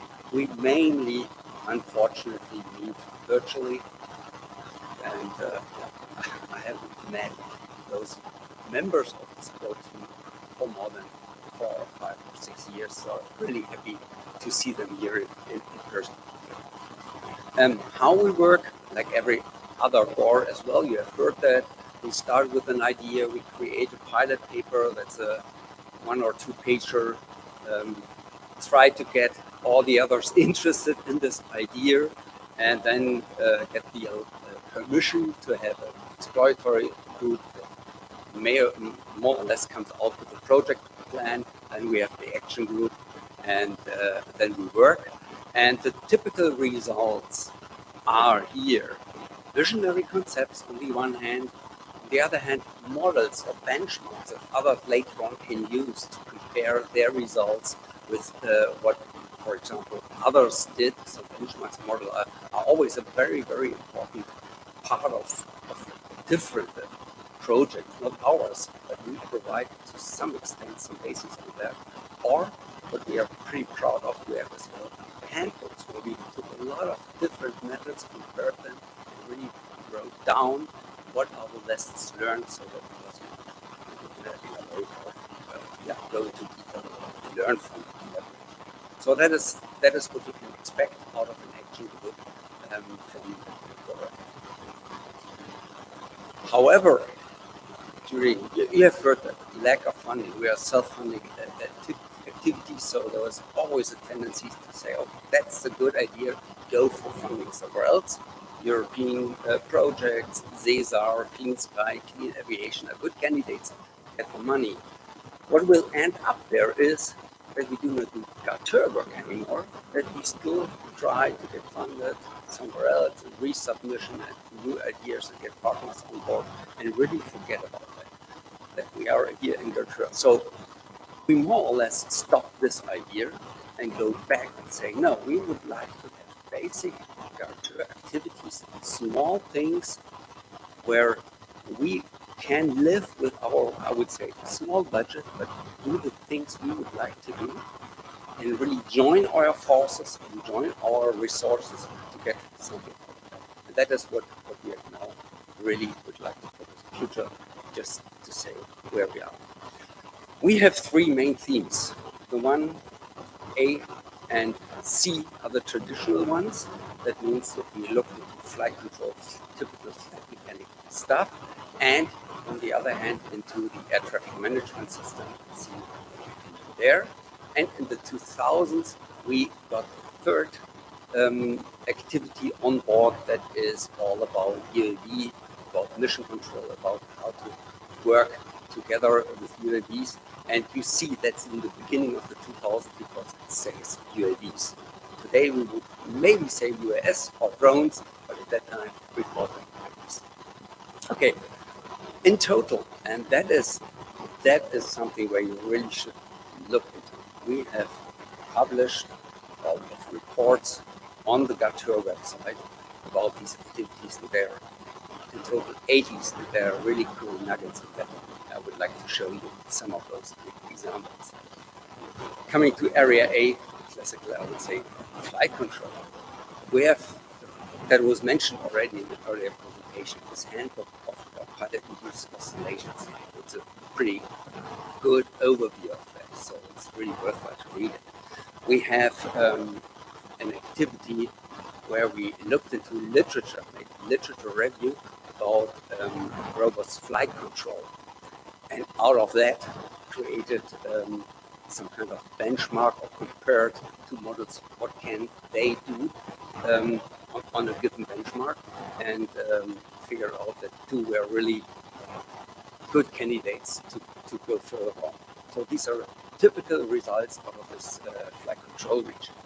The other area, and I may go a little bit more into detail because it's the area of my expertise in this, so sorry about that, is about this air traffic management stuff. And here, my fathers and grandfathers in research here, already saw in the early 80s what we will have sooner or later, hopefully today. We will go to a more automated system, and we have assisted ATC tools with conflict detection and conflict resolution. We have cool flight management systems on board and navigate and guide the aircraft in 4D very precisely. And of course, we still have the human involved, so we will have to deal with new interfaces. They did not develop things. They had no tools for that. They had not the computational power at that time. But they had time to think about it. Not just doing it, think about it. And that, so they can really, with very, very thorough, good thought about the concepts, and it's really worthwhile to read it. For example, what comes out of one report is really what we would call today, in the CIRA context, strategy-based control. It is well defined and read it. Or that we go to strategically resolve problems, not on a technical basis, because we know where the aircraft is, we know where the aircraft will be, and so we can have a by far wider horizon to solve problems, not on a technical level as we do today. This is all goals, objectives, or a single European sky research. It's all in here already, in the 80s. That was, for me, that was cool to read, because I was not aware, although working in this domain for more than 25 years now. And now the biggest surprise for me was coming to this year. We had a project, a European project, nothing to do with GARTEUR, on an idea we called four-dimensional guidance and control. And when I read this about 1.5 years ago, I was really surprised. The concept we developed in that project in 2014 was laid out, and more or less really the same, a little bit different wording. So that what they thought about is, okay, we will be able with the aircraft to fly in 4 dimensions very precisely. So we will build a bubble around the aircraft. As long as the aircraft stays within the bubble, ATC has no need to interfere. It just goes as planned, as long as it can do so. And they defined for that 3 regions, of the basic separation, a maneuver region, and a detection space. Look what we did in the project. We defined 3 regions: separation bubble, not region, bubble, but anyhow, the freedom bubble where we can maneuver, and the contract bubble where we definitely have to stay in. And it's exactly the same. At that time, they laid the concept out. I was really surprised to see that this concept matches ours. And that is a lesson learned. Before you think you have the greatest idea, and you're the best one in the world, look what others did before. They might help you. Anyhow, that this concept worked, we have proven. So we have simulated that, we have now the computational power, we implemented, and it worked. That's the lessons we got out of that. And that is something we can really implement through later, and that will, I would say, influence as well how things are going on. Another example of the AG17 nonlinear control, we already, if you have been paying attention to the first presentation, this was mentioned there. This is where we really did great research on comparing different models, methodologies, how to do non-linear control. And here you can read it, and they did that on the same model and published later on all those results in the handbook, in the Springer book, which is, I think, a very good result for a GARTEUR activity, and it has some impact because people are reading that. From the military domain, one example which I'm personally still, I would say, involved, or I still leverage the results here, is what we call towards greater autonomy and multiple UAV operations. Today we will put AI on top of that, because, but anyhow, it was something like that. That was the idea of having multiple UAVs working together, forming a given mission, and reacting on unknown events that would occur, and rearrange, I would say, the tasks. If somebody is somehow destroyed, others will take over, and so on. And that is about route generation, path planning, about artificial reasoning, about decision making, and about guidance. And that's how we set it up. We have a lot of candidates methods. Again, we put in, for example, for different activities of path planning, but as well on how, for example, manned and unmanned guys in that scenario would work together. If you look at this scenario, that is what I now see in the FCAS, the Future Combat Air System context program. We have nationally, here it was provided by Dassault, where I would say different aircraft, today we will call it remote carrier, will together with the command aircraft somehow accomplish a mission. Destroy, for example, enemy air defense or suppression. And but for example, here the University of the Armed Forces of Germany put in there, further developed, and now as well is able to use in this national FCAS context now is this integration of artificial cognitive units with manned people, how to make the interface, how to give tasks to those, and how to control them in a very high level way. So not to give them very low level commands, but really tasks and how you can be successful. Or my last slide, look at what we did there. Basically, we developed a flight management system for a swarm of vehicles, and did these formation guidance, the change information, landing, how that is. And again, this is part of activities today. And here we simply started that, and now we are happy that we have the expertise. And with that, thank you. Thank you, Dr. Kor. So, as we're stop words and start coffee, so enjoy the networking coffee break, and we can move over there. 20 minutes. Okay. See you in 20 minutes. It's a kind of a treat.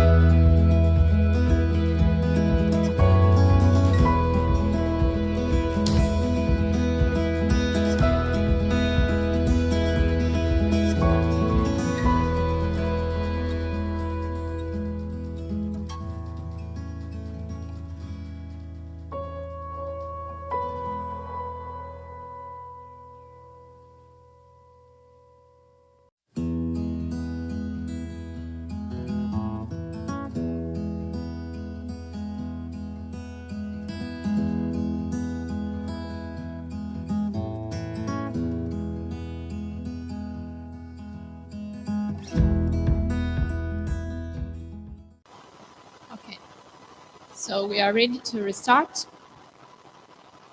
And welcome again to the second session of the 50th anniversary ceremony of GARTEUR community. And before the pause, we had the pleasure to listen to the main key themes and impact highlights for the aerodynamic, aviation security, and flight mechanics GOR.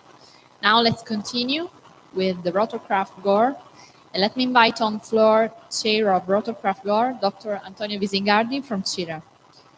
Dr. Visingardi is a senior research scientist of CIRA, the Italian Aerospace Research Center, in the field of rotorcraft aeromechanics. He has been involved in the study of numerical formulations and development of numerical codes for the aerodynamic analysis of rotorcraft, with special emphasis on the interactional aspects. He has participated in the major of the research projects funded by the European Commission, carrying out both technical and task leading activities. The floor is yours.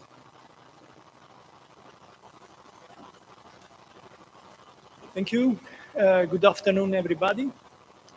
Thanks for coming to my presentation.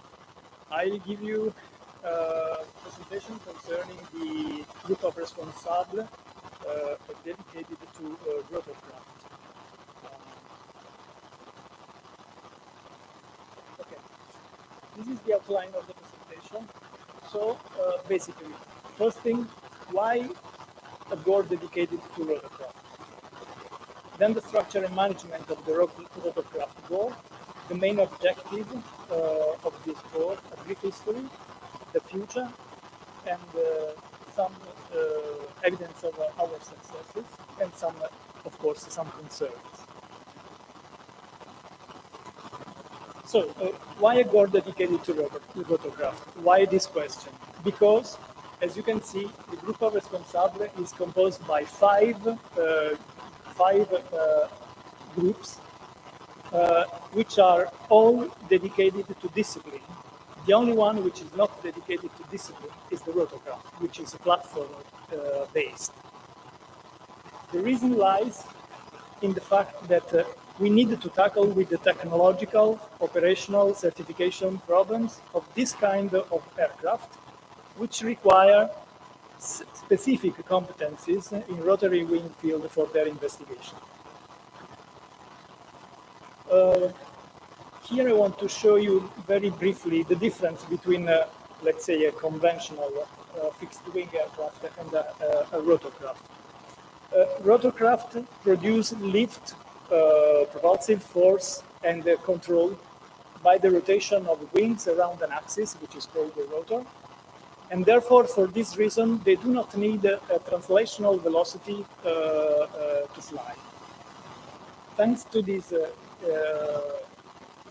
peculiarity, they are able to hover, to fly in forward flight, but also and mainly to operate in so-called confined areas, to perform missions and operations which are usually precluded to fixed-wing aircraft. When I talk about confined area, I mean a region of space in which the flight path is limited in some direction by the presence of obstacles. Okay? So these unique capabilities make the rotorcraft capable of missions which are very useful for the community. For example, they are able to perform emergency medical services, rescue operations, patrolling, firefighting, law enforcement operations, operations in the civil and the military applications, of course. So, and also they can be used for the transportation from oil and gases platform to making inspection and maintenance of wind turbines. Very recently, there is the new, the so-called EV12, which are able, will be able to perform services like air taxis and package parcel services in urban and rural areas. Nevertheless, these outstanding capabilities do not come without a cost. Because of these capabilities, the rotorcraft, it's a very complex machine. It's hard to study, both theoretically and experimentally. It's hard to manufacture and to pilot. It is noisy and relatively slow. It is expensive. It poses serious aspects to be carefully addressed, the certification issues, especially when we talk about eVTOL. Another aspect, which is a distinguishing aspect, is that rotorcraft design, there is the need for a very multidisciplinary approach to the high level of interaction between the several disciplines, aerodynamics, structures, and so on. Here you can have an example of the complexity of the flow field. Yes, the flow field generated by a helicopter in forward flight. This is an eVTOL in forward flight. And these are the complex test rigs that have been manufactured for wind tunnel tests. The left one was in during a nice trip project. The one manufactured at NLR and then installed in the Onera S1MA wind tunnel.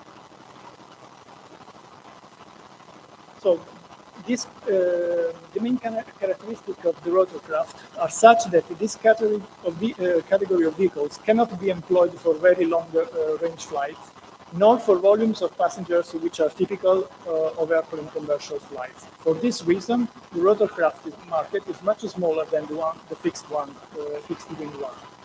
As a matter of fact, the rotorcraft research and development community, especially in Europe, is a rather small with a low resources with respect to fixed wing. Now, let's go to describe the main characteristics of the RC door. As you can see here, the RC door sees the participation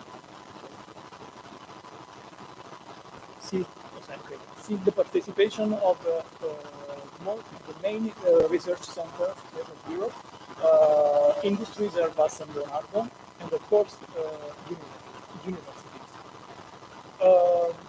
It is no self-funded activities, low TRL activities. What we do in RCGOR are a set of activities. The first one is to promote collaborative research in order to support the European industry. What to do? We identify new ideas that we deem worth investigating. Then we promote the formation of a so-called exploratory groups, which in turn they create a project in which the technical activities are carried out. This is another aspect is that we monitor these technical activities, but there are also other activities that are done in the RCGOR, which are, for example, we investigate possibilities to participate to European-funded research projects. So, which there is an exchange of knowledge between the members of the RCGOR. This is the membership to date. I am the chairman and from CIRA. Mark White from the University of Liverpool is the vice chairman. Klaus-Dieter Falke from DLR Germany. Arnaud Lepape from Onera France. Rainer Heger is the representative for the Airbus. Richard Markiewicz is the representative for the STL, UK. Barbara Ollenforst from NLR Netherlands. There is the participation in the past also of Leonardo and INTA. Today, there is no participant. We are in contact with Leonardo in order to identify a new member, and the same is for the for INTA. Basically, what we do, as I said before, we promote activities which are both numerical and experimental, and we promote these activities basically in order to decrease costs in the production of Rotorcraft, in the development operation through the virtual engineering using numerical tools to increase operational efficiency, to increase the security and safety, to better integrate Rotorcraft into traffic, to tackle with environmental issues, noise and pollution, and also to progress in pioneering. I don't want to go through, but these are the disciplines that we are investigated, can be investigated in our group of responsibles, from aerodynamics to icing to flight mechanics and so on. I want to just give you some brief information regarding the history of this group of responsibles. The first, we can say that this group of responsibles was born in February 1918, because there was the need to investigate the aerodynamics of the fuselage of a rotorcraft, in particular the separation resulting generated especially on the fuselage after body. And they wanted to investigate this numerically this problem, but this activity was carried out within the aerodynamics group of responsibles. In fact, at the end of the project, the final document reads under the auspices of the responsible for aerodynamics of the GARTEUR.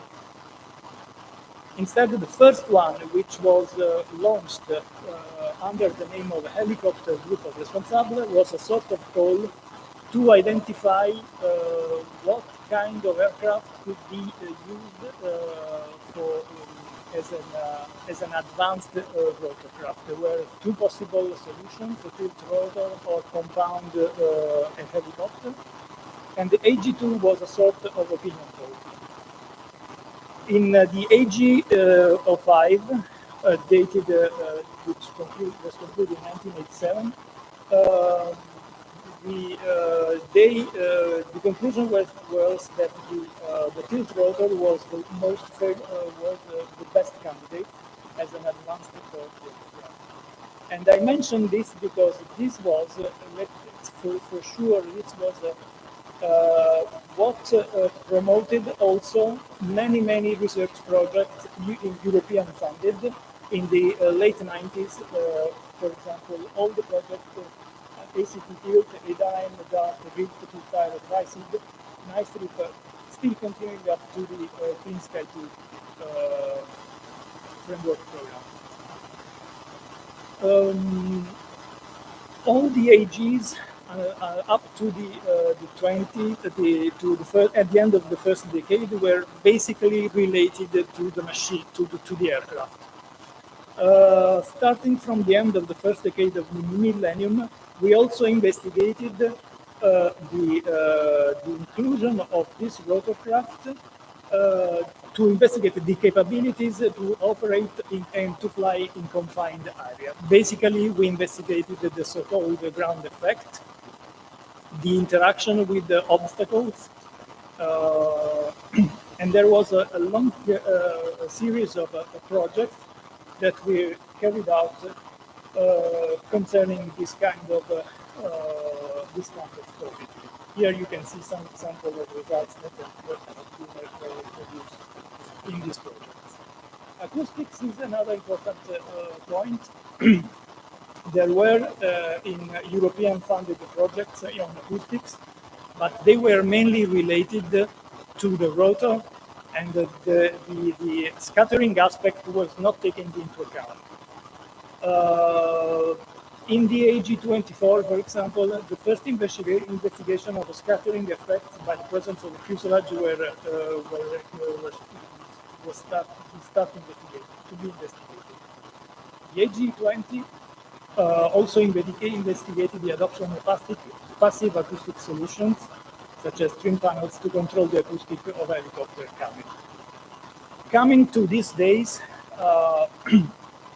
we have just concluded one project dealing with the interactional aerodynamics of rotor-rotor configurations. For example, the one that is present in compound helicopters. More recently, there is not just the helicopter is not the only rotorcraft. There are many other configurations which have been investigated, are being investigated. Tilt rotors, compound helicopters, coaxial helicopters, and recently the eVTOL, which are multi-rotor aircraft. For this reason, we decided to change the name of the GOR. Instead of talking about helicopter Gruppo Responsable, we changed it in the Rotorcraft Gruppo Responsable. The first project under this new denomination was the AG26, which is currently running. This is there is the investigation, deals with the investigation of the acoustic of multi-rotor configuration.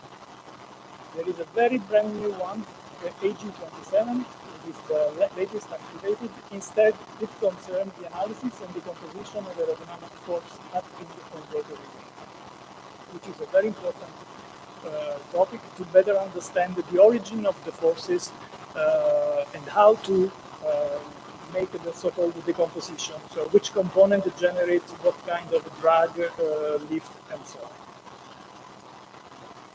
on. Here you can see a table which gives you an idea of what kind of activities have been carried out during these 27 AGs, during these 40 years of GR rotorcraft.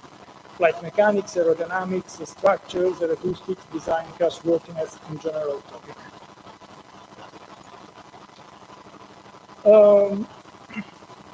As I said before, the RC-GOR also tries to identify possible activities which can be funded in the European project.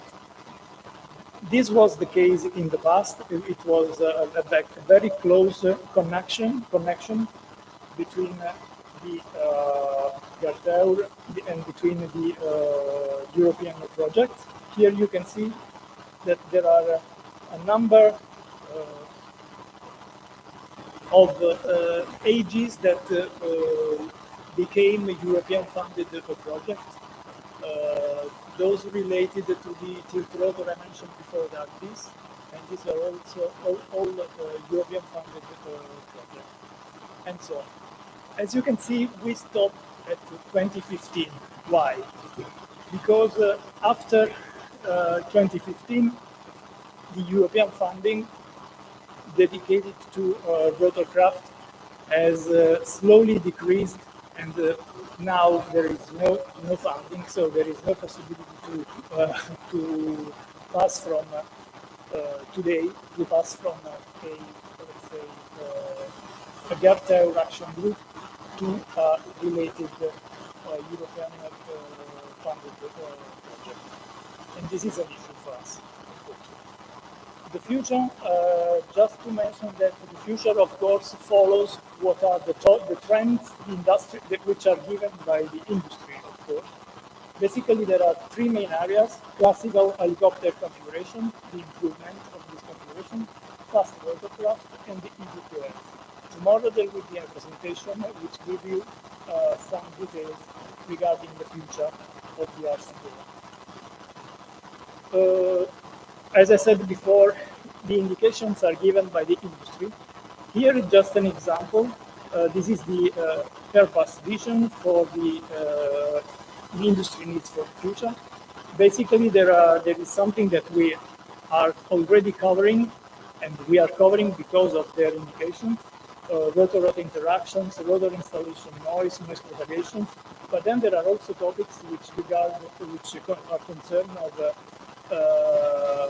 UAM, urban air mobility activities, gas resilience, sense and avoid, vertipads, landing on top of skyscrapers. So, the RC-GOR has proven over the years to be a successful group, a small but united group which has promoted and performed a lot of activities, many numerical activities, of course, but it is very important also a huge number of experimental activities, thanks to which we have databases that we can use to validate our numerical tools, which are useful to be then applied in more relevant industrial projects of industrial interest. The RCGOR has produced a large number of publications, master and doctoral theses, and I want to highlight the fact that GARTEUR and the RCGOR it's a sort of gym. It's the best environment where to train young researchers, students, to new topics, to enable them to get the skill which are required to projects which are projects of more industrial relevance. Unfortunately, there are some also some concern. We think that there is an industrial contribution, but it should be improved within GARTEUR. I mean, we should be improved. And unfortunately, as I mentioned before, the number of helicopter dedicated projects as funded by the European Commission has significantly been reduced compared to previous framework programs. And unfortunately, now in clean aviation, there is no activity concerning Retrospective. So that's it from my side, and thank you for your attention. Thank you, Dr. Visingardi. Now I'm very pleased to invite on stage Dr. Tui, Chair of the Structures and Materials Board.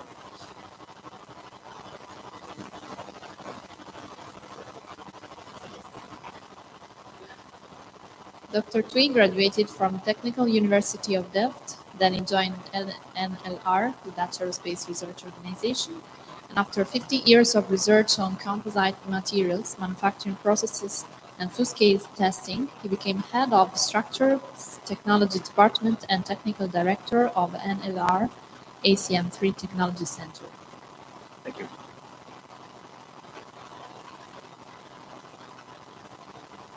Well, thank you all for having me here. And I'm going to present you some activities and highlights that we do from our core from the structural materials point of view. So I will begin with a very short introduction. Who are we as a core? The membership, but also I will show you some examples of action groups and exploratory groups, just to give you enough feeling on the type of research that we do within our group. So I won't be able to show you all the action groups and all the numbers. I won't bore you with all the numbers. Just give you some examples. And I'll then also end with look for the future, because I think there is a big future for structural materials. So our group is active in organizing research on materials, structures, and structural dynamics. For materials, our focus areas are primarily the airframe, but also landing gears and engines. And we look at polymers, metals, and also fiber reinforced composites, especially fiber reinforced composites. On structures, we are devoted to computational mechanics, loads and design methodologies.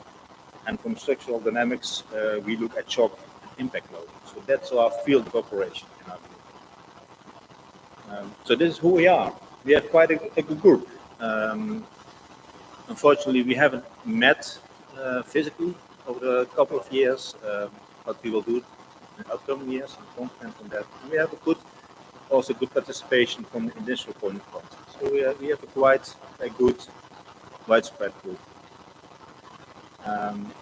So some examples on what we did, and these are some examples of just recently finished action groups and also action groups that have started yet. So one of them is damage repair with composites, and the objective of that group was to develop repair technologies through numerical and both experimental techniques. And at that time, the topics were to develop criteria for repairs. they were not there yet. To look at patches, repair patches, and especially bonded repair structures, and also the topics related to that with certification. How do you certify bonded repair? And then, of course, we developed, that group developed analysis and design tools for the repairs and also patches. And there were quite extensive campaigns in manufacturing coupons and testing campaigns to support the developed methodologies. And as a result, out of that group came repair strategies and effective repair methods. Because at the end, the aim of this group was to minimize the downtime of the aircraft for repairs, minimize the cost of repairs, and again, and this is also from sustainability point of view, promote the repair of components instead of substitution. So the main challenges that were addressed were failure mechanisms in bonded repairs, like I said already. That's the kissing bond phenomenon. If you do an NDT inspection on a bonded repair, how do you say it's strong enough? But also the aging of bonded repairs. So these were addressing this topic. We also, of that group, also looked at structural details like stiffener run-outs for stiffened panels and how to repair them. And also looked at delamination growth, also in composites, and also at the fatigue behavior of composites. Although many people say that composites don't fatigue, they do fatigue. The action group was closed in November 21, and the final report was published. It's on the website, so you can have a look at it. Another really nice action group was fatigue and damage tolerant of hybrid structures. And with hybrid, I mean a combination of composites and metals, which are still relevant today. And the objective of that group was to develop a best practice approach on how to test these hybrid structures. And they had 3 topics. One was environmental influences. So they looked at the long-term stability and degradation of bonded joints again, and fiber metal laminates due to environmental influence by aging in humid environments. The other topic was to determine the optimum way to account for thermal loads in a non-thermal setup. So I don't know what is happening there, but it's not me.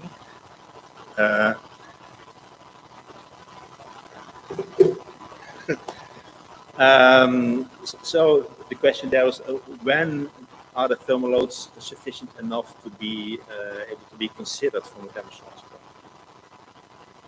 And this included a lot of testing, manufacturing proof monster testing, structural details.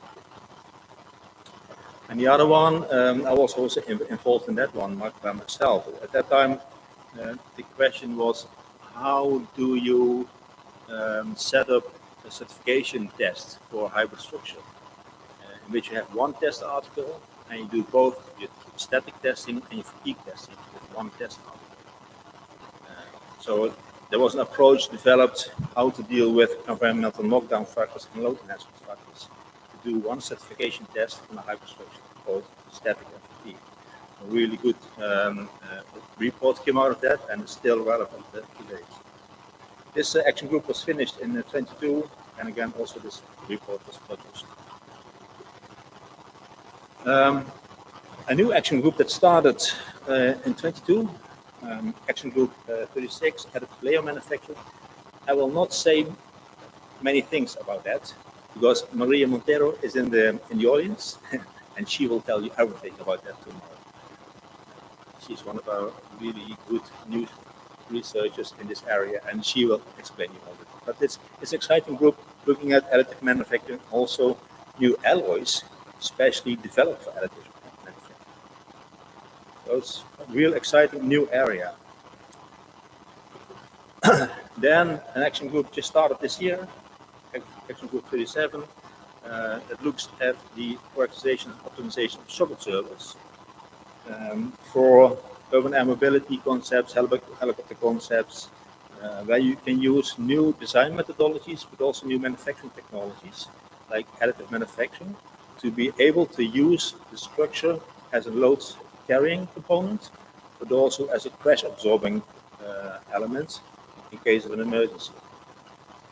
It's quite an ambitious action group, because if you look at the activities, they're all there.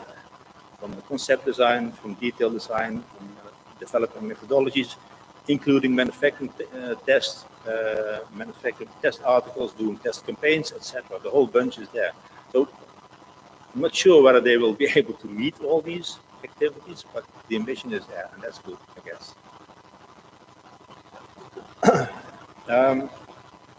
So these were two action groups that were running, 4 action groups. But we also have some exploratory groups at this moment.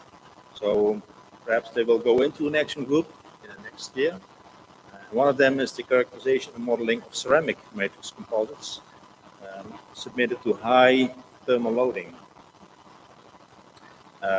And also they want to develop numerical models, but also do experiments and look at the materials point of view.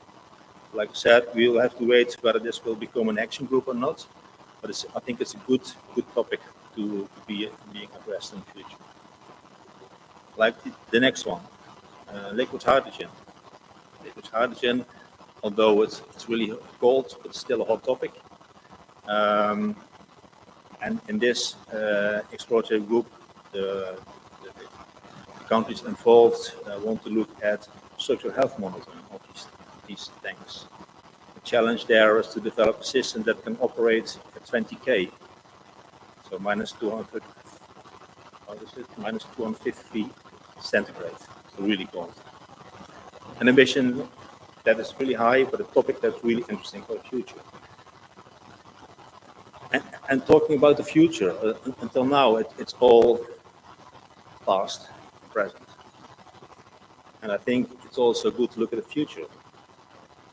Because to my perspective, especially from a materials and structures point of view, we live in really exciting times, from a research point of view, especially.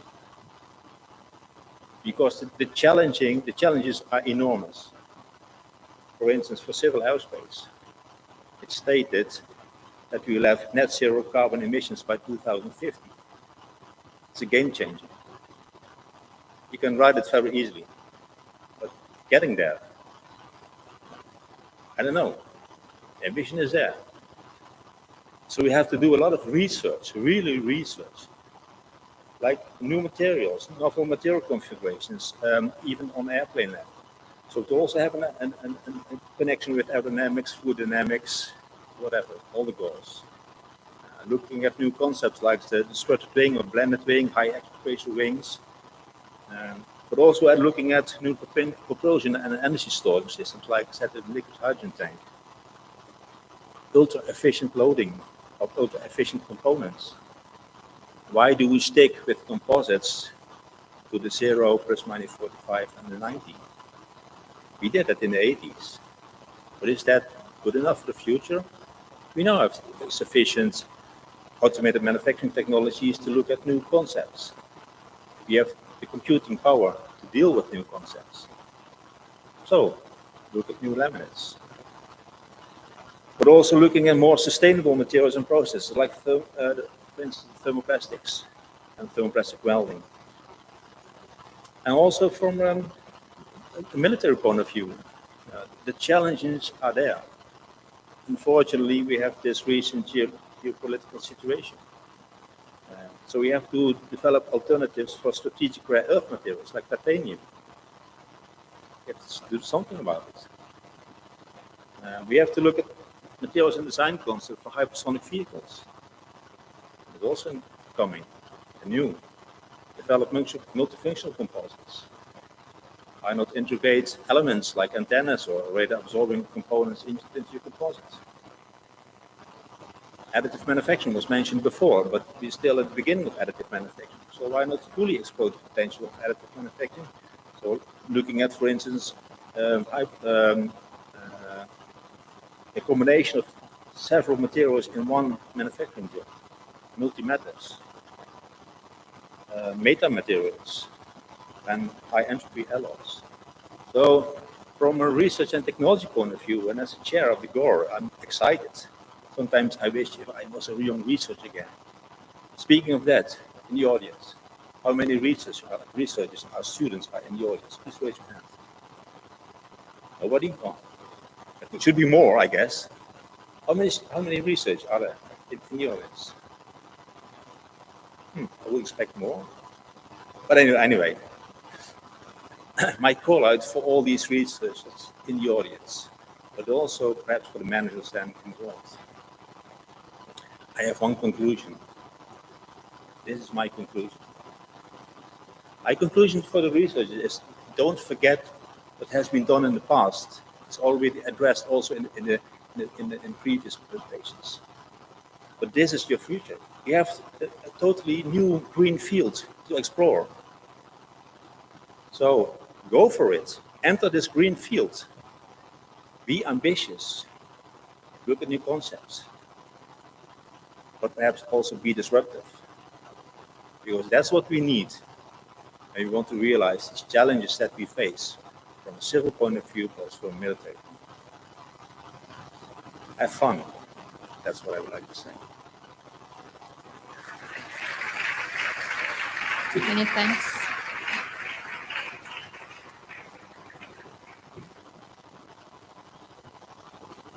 Now let's go on with the big panel session.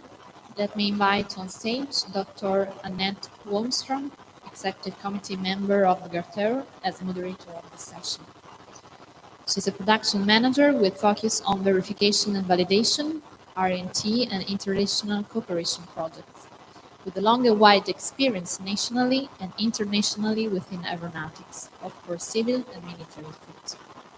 She received the Team Silver Medal from the Royal Aeronautical Society. So please.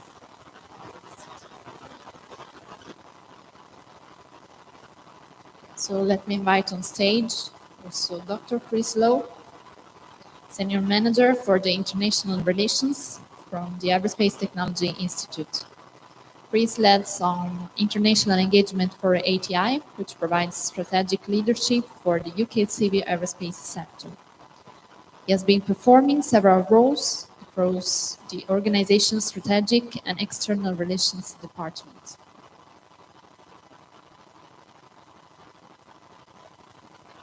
Okay, now it's time to invite Dr. Thomas Martinsson, Senior Scientist from FOI, the Swedish Defense Research Agency. He graduated from the Swedish Air Force Flying School's Meteorology Training Program in 1989, and he was an Air Force officer in the Swedish Armed Forces. Martinsson joined the Swedish Defense Research Agency in 2009, and he has been project manager for many national and international projects.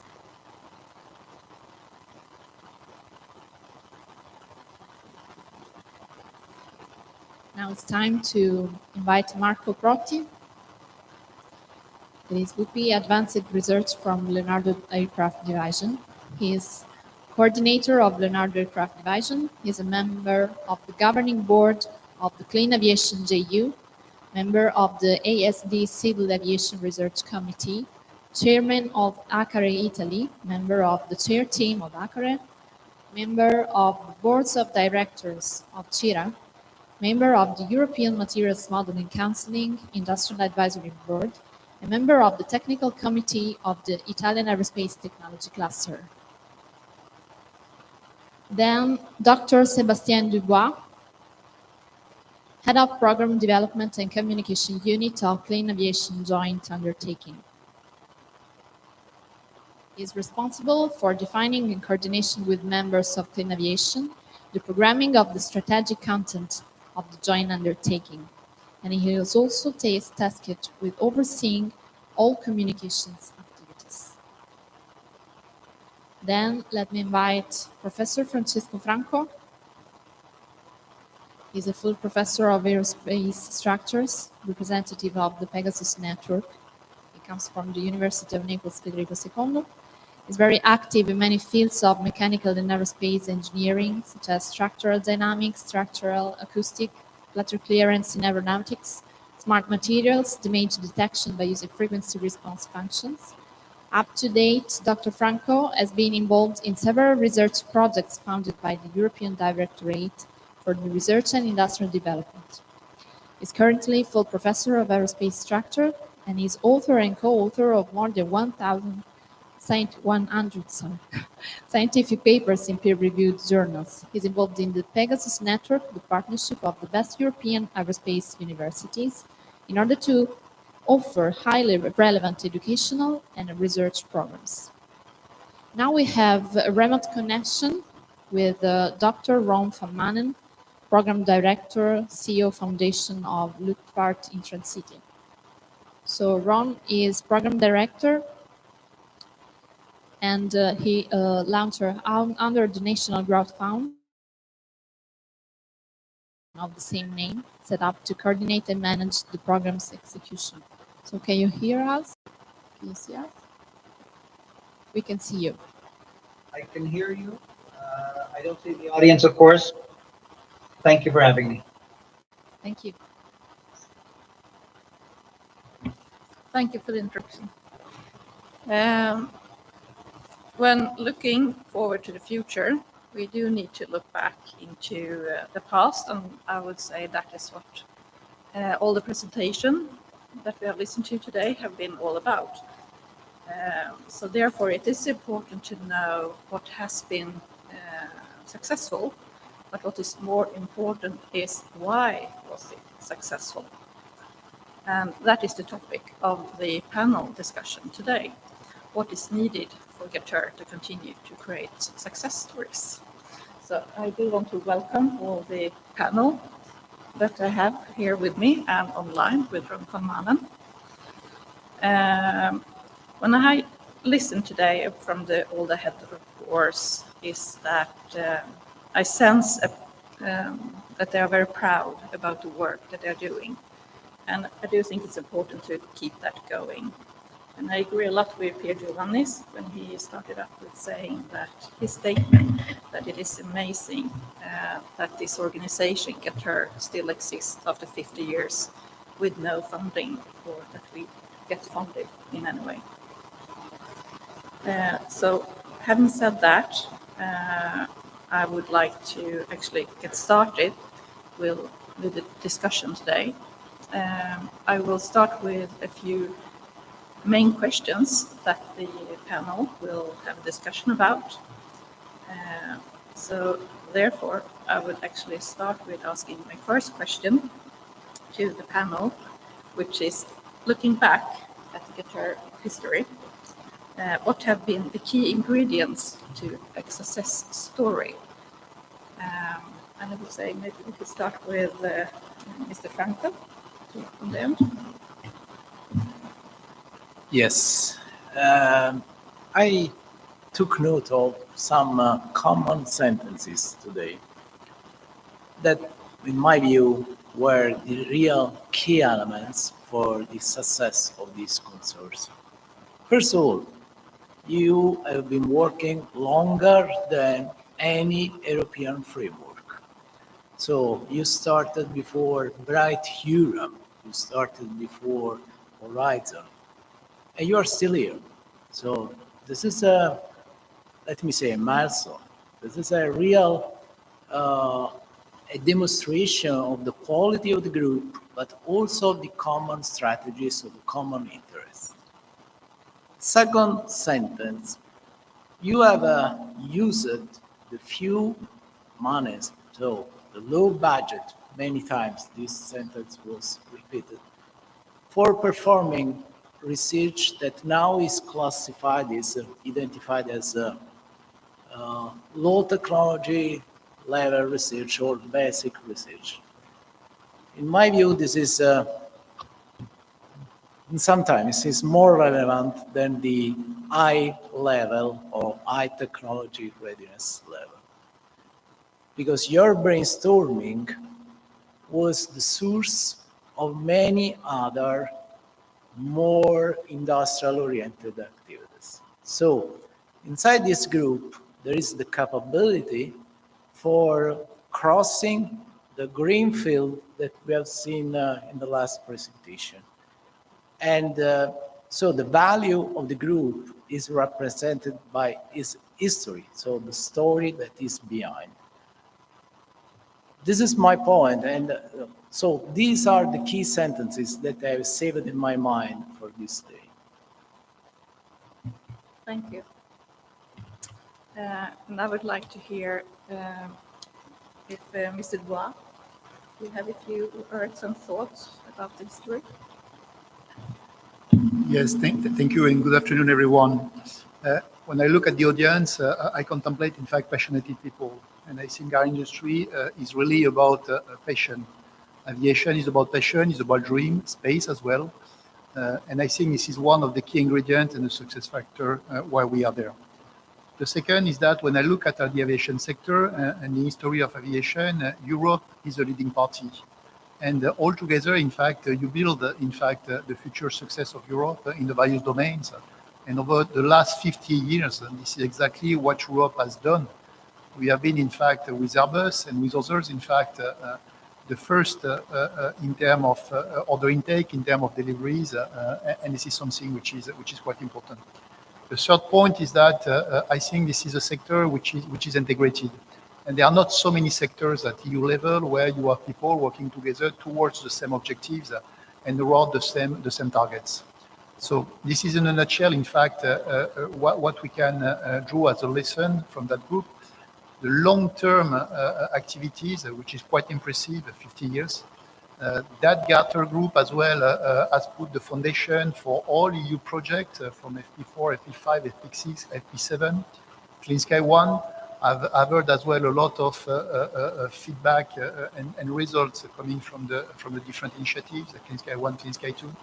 I've also heard, in fact, the lack of funding for lateral activities, but we'll discuss this later on.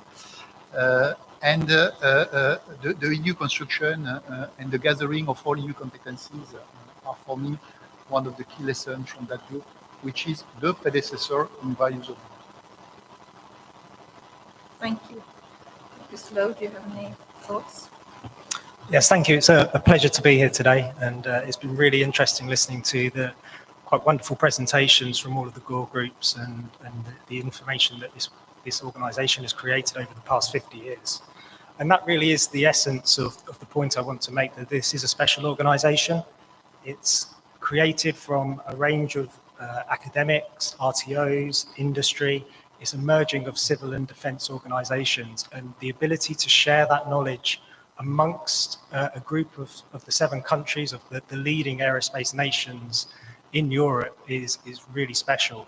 And the research that is then created out of that is leading through to some real developments that we're seeing in European funded programs, it has been quite impressive. So the element, the community that we are able to share and continue to update each other on and work together collaboratively is really principal elements.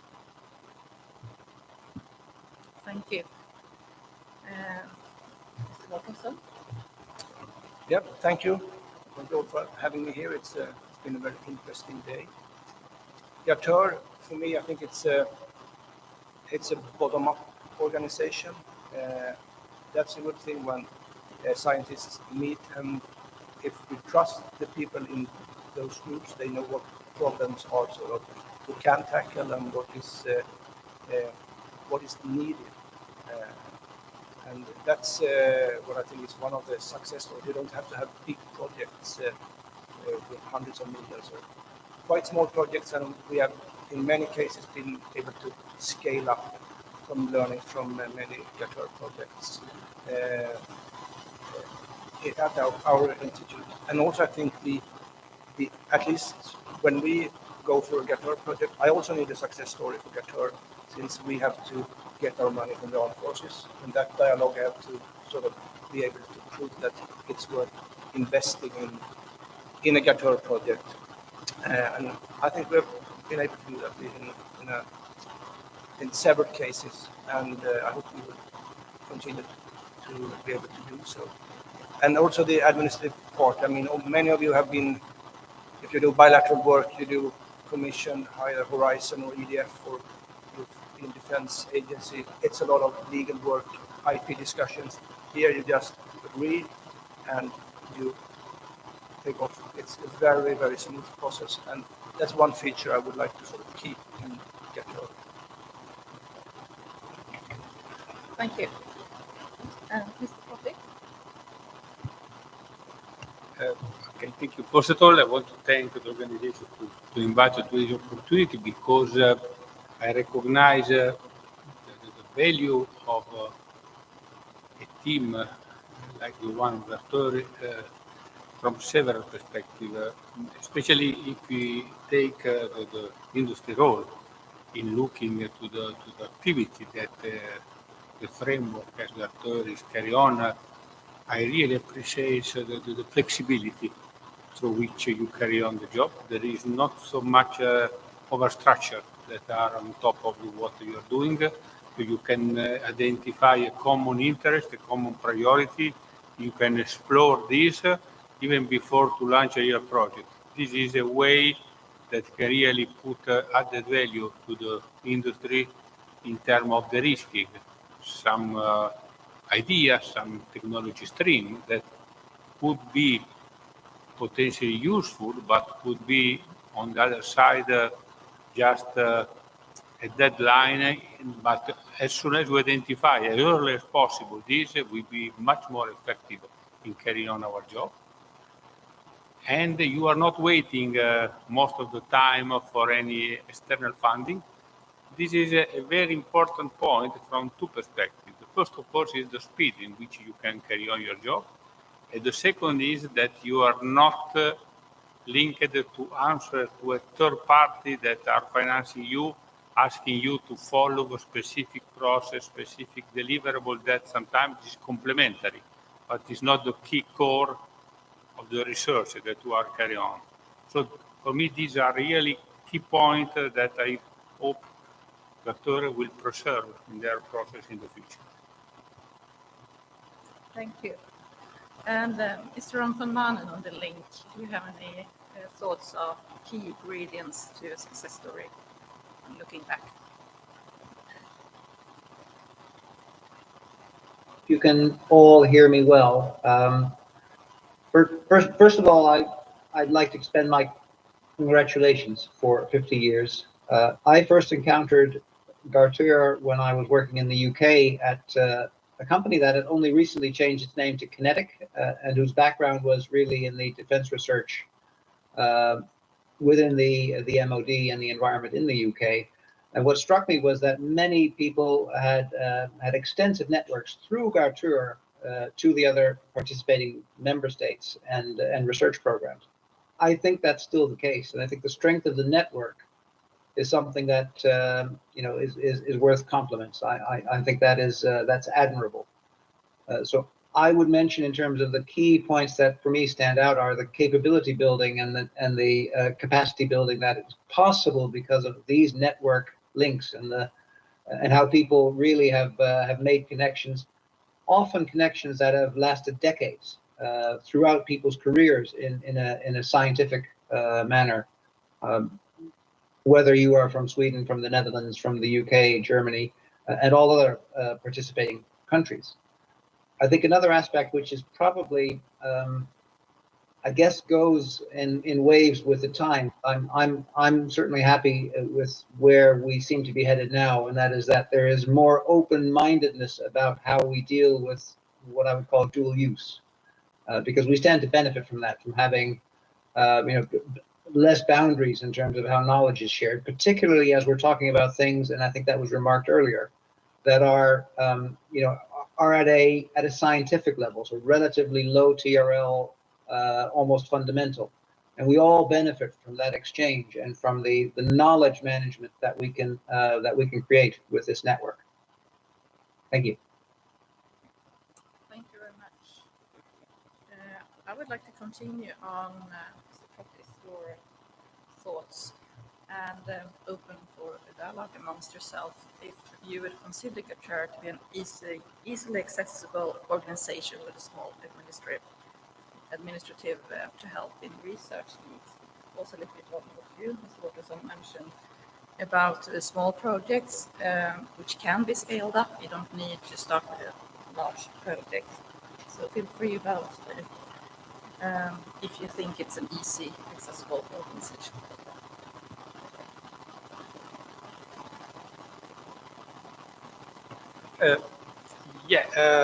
For me, one of the key points of success of GARTEUR is exactly that it is really an open framework across the 7 nations that are really the most relevant nation for aeronautics in Europe, and the opportunity for different organizations to discuss and to share in a very open manner topic and to decide case by case what to develop and so on. For me, is an opportunity that is quite unique, different from several other platforms, because you know that in Europe we have the ability to create different frameworks through which we discuss about technology, about research.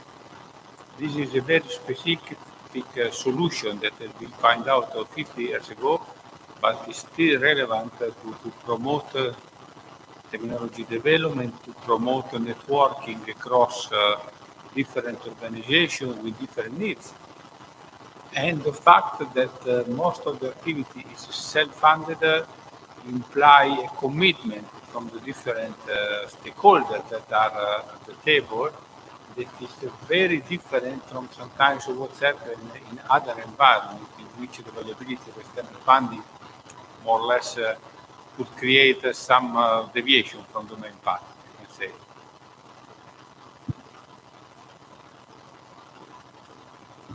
Yeah, I could add also that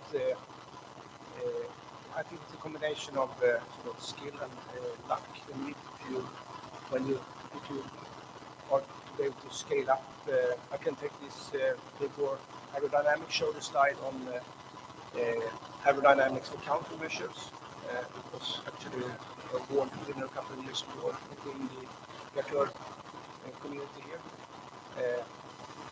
That work turned out to be sort of where we learned what we could model, and then we had some luck where we knew that this type of work was coming from the armed forces. There were test and evaluation and certification around countermeasures, how to certify them, coupled to the equipment development.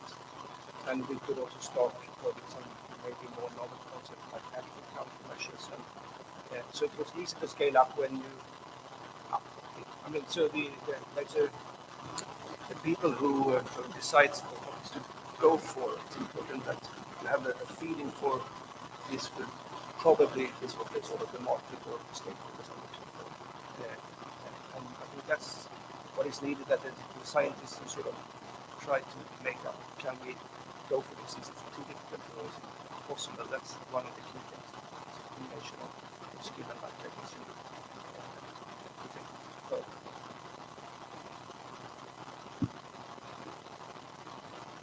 Does someone else want to say something? Yeah, last one. So I'll try and approach the question that you mentioned about the ease of GARTEUR. I think when you're in the community, absolutely, from what my experience and what I've seen, the development of projects and the development of identifying the issues has been a good process. I think there is a question, and perhaps we'll come to this on one of the later questions, around how GARTEUR increases its presence, particularly in the wider community and the ecosystem in Europe. And I think that is still an issue to be resolved. One of the things I think that GARTEUR has is real uniqueness and a special purpose about its mission. Everything that Mr. Protti has outlined is exactly right. How we amplify that message is going to be really important for the future. Thank you. Maybe one point just to complement. Is it easy to access to GARTEUR? I think yes. I've never been exposed to it, also to this organization, so very difficult to comment. But what I captured, in fact, when discussing this report here and there, this is something an easy access. And I concur with your remark, in fact, that for me, the main question for GARTEUR is how to improve your visibility. Because an important element which was discussed today is that this is an organization which works for free, which share data, and which is not so obvious, especially in European context, where IP protection is at the core. And so getting access to the knowledge and the background and the data, if we look at the future challenge over the next 20, 30 years, is key to develop our future certification standards and safety regulation. And so you can be a huge contributor, you can play a role model as well in that course, and we can, in fact, use you as well to push the others to do the same. for me, the question is more how to attract more people to GARTEUR and to make it more visible to the wider community. I share your view. Thank you. And actually, to continue on that comment, I would like to look into the future. What is the key ingredients to a future success story? And maybe Rolf and Mannen can give some thoughts about that. Align with Sebastian's point, visibility would help. Although I believe within the network of people who are working together, which strikes me as focused very much on the academic and the research organization environment. Although clearly there's also some industrial participation. Visibility outside that network to the to policymakers would be helpful. And I think as is sometimes said, the elephant in the room is how you link roadmaps, because there are many different activities ongoing in terms of road mapping future requirements, and how you can make GARTEUR more visible in that road mapping exercise, and especially the link between roadmaps and funding budgets. This is ultimately, of course, where all of us, where we depend on, and that is looking at how you can connect, even if they are small, but connect budgets and make use of synergies between different projects and different researchers from different fields and from different nations. Thank you. Mr. Franco, do you have any? Okay. The future, let me say the future. It's just a proposal, not it's a matter of discussion. I've seen that you have a structure based on research groups, and this structure is apparently, or at least the picture I got, is that each group has been working on a specific topic, and there are few points of contacts among the groups as independent. Now, if you try to identify a common platform in which many research groups demonstrate the capabilities to give a cross-link action, this could be something that can make a step forward, maybe. I don't know if this was already done in the past, but I didn't get this picture. So, going back to the visibility of the activities, sometimes it's not easy to follow all the job you have done in the last years. And so this is probably a point that you have to address for the future. Because even from the academic point of view, it's not always clear how much work you have done. Thank you. Mr. Mårtensson? Yeah, I think it's, I'm not sure if competition is the right word, but there is a lot of other ways where you can get funding. So I think this sort of competition, at least for an institute where I work, this size of like 1,000 people, it's sort of where you have to focus on some things, and then automatically there is a line where you have problems. Just to do the work in other communities. So that's the position we have. But I think the visibility of GARTEUR will of course be improved in some way. I'm not sure actually how, but maybe cosmic activities is one idea to try. But something has to be done. Mr. Protti? I think that there is several perspectives which we can look at the problem. From one side, I agree with the professor that the problem that aeronautics is now facing in the next 50 years linked to the fact that we are probably going to design and manufacture a completely new generation of systems of civil and defense application. This implies that we have in front of us a huge challenge in terms of technology development to comply with the different requirements, capabilities that this system should comply with. And most of them try to get a multidisciplinary problem to be foreseen. Just talking about the evolution of the propulsion in the civil aeronautics that is now more and more integrated across the platform. It's more just to buy an engine and install on an aircraft. This is more and more conservative solution. But if you think about the new generation of defense application, some of the colleagues that talk before talk about the strong integration, about low observability with aerodynamics, with the structure. So the capability to address this problem moving beyond the, or I can say, silos that typically approach different disciplines would create more opportunity for Garteuр to enter more in depth on the different organizations. This is not for free because, of course, this will make a more complex dynamic.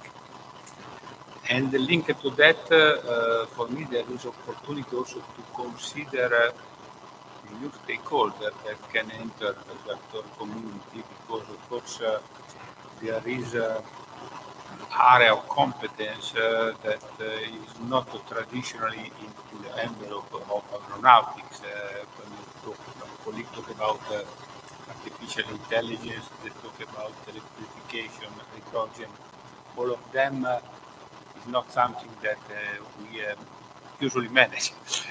And it is probably an opportunity to more or less enlarge the community to take on board new competence and to create more value for the community in itself. And for me, it's not a value in itself, but also the visibility could increase. Thank you. Slow, would like to add something? Yes, thank you. So piggybacking a little bit on Mr. Van Manen's comments around the road mapping, the funding, the visibility. So I think for Garteuр, definitely there needs to be a very strong message about what the organization is doing, and that needs to be spread far and wide. But it also needs to be taken in the context of other organizations in Europe. It's a crowded space out there. We mentioned that Garteur was the first on the scene 50 years ago, but since then, other organizations which have funding attached to it have come along. They're all playing in slightly different spaces, doing different things. And Garteur does have a really unique sort of purpose to it, as I keep referring to. So I use the example of Akari recently. For those, I know there will be members of Akari in the room.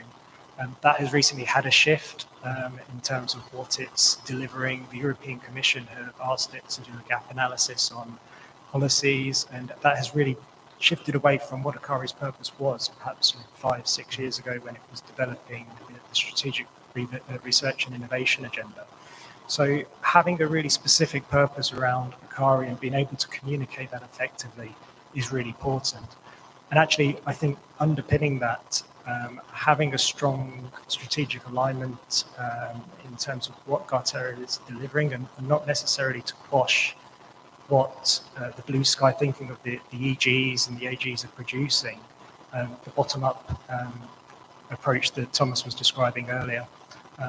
But actually to have that linkages through, and we've seen some examples of where work that has happened in Garteur has led on to European programs.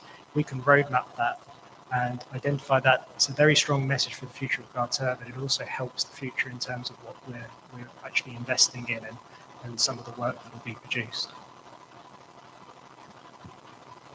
Thank you. I would like to throw in a new question for Mr. Dubois, and that is, how do you think that Garteur can pick up new ideas from young people, researchers, or from other places to start up as a project?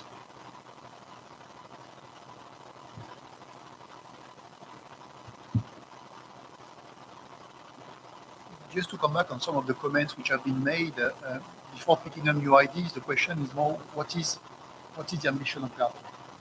What do you want to head to? Is it more, in fact, sharing data and knowledge on already existing projects, or is it already to set up the scene for new directions? And as such, I concur, in fact, with some of the remarks, potentially enlarging the group to new parties, potentially, in fact, creating new groups of working, because the one, sorry to be provocative, are quite conventional, while we are experiencing a time when we have more disruption in terms of new domains. Is also to think about how to connect the dots. Ron mentioned this quite clearly. In fact, when I listen to you, in fact, you are all suffering from the absence of funding. But when I look at the complete picture, and if I take all the countries which are represented in that group, there are plenty of funding. So the main question to you is more how to get access to such a funding, how to organize yourself to go and finally attract the necessary funding to implement activities which are deemed low theoretical maturity at that time, but with potential high expectation in the near future. So back to your question, in fact, how to attract new talents, I think GARTEUR from that perspective have all the participants who can really promote that industry, show in fact what are the benefits, what are the results which have been achieved as such, try to propose, try to promote this to the young generation. And potentially, if a simple idea would be a call for ideas. If you want to attract new talents, if you want to inject new ideas, why not for GARTEUR? Simply to launch a call for new ideas, to enlarge your group, and to see what can come out. Thank you. Funding is a topic that always returns in all the often, and it mentions sometimes in the presentations from the GOR. Therefore, I would like to hear your view in the panel on how you think that the funding, we can minimize the problems with funding. I do hear during the presentation today that some experience that it's a benefit to have a no money exchange between the countries, but there are in the GOR and those who work with the projects, they find this finding funding difficult. Can you give your ideas on how they could find fundings or how they can work on that, how we can improve that problem? Mr. Lowe? Yep, thank you. I guess policymakers are going to be really key to this. And again, I reiterate the messages I made earlier. It's about selling GARTEUR, about selling its purpose, about really showcasing the fantastic work that we've heard about today through the GORs and through the action groups that have been made, but packaging that up in a sense that appeals to policymakers, because they're not always overly interested in the real in-depth. So there's a really strong message through the work that GARTEUR has done, providing that value, showing where the work that's happened in the AGs, that's come through GARTEUR, that has transitioned into the European programs, that has transitioned, shaped the programs that have been worked and have been taken up by industry. Those are the messages we need to hammer home, and being able to tell that in a story style way that is effective to politicians is going to be effectively how you're going to secure funding. Thank you. Mr. Duval, do you have any more ideas about funding? Just to complement what Chris said, in fact, you need to position your activities in the perspective on the future market needs provided by the industry members. Which means, in fact, you have plenty of roadmaps. You have like Pass 2050, Destination 2050, you have the clean aviation and CIRA, which means, in fact, in the civil domains, the ambition and the objective are clear. What we are trying to do in clean aviation now, we are trying to invite industry members to formulate ideas, to see how that ideas could be considered as fast-track mechanism to accelerate the emergence of future disruptive technologies that could address the ambition of the program to inject that elements into future aircraft demonstration. I know this is a big gap, but I can tell you that the area on ASN, for example, provided us with some inputs recently that show finally what are the 10 areas where potentially we could invest time and effort.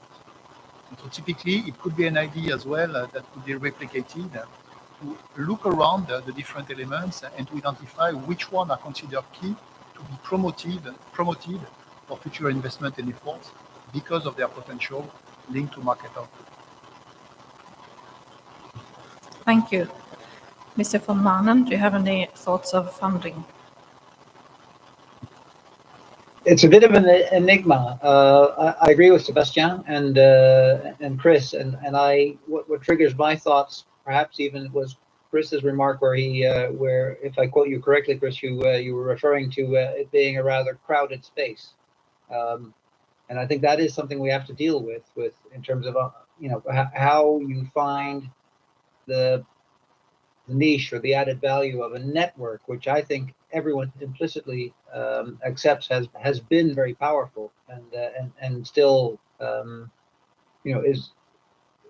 demonstrates clear value in terms of how people know and can reach out to others in determining areas where future projects would be useful.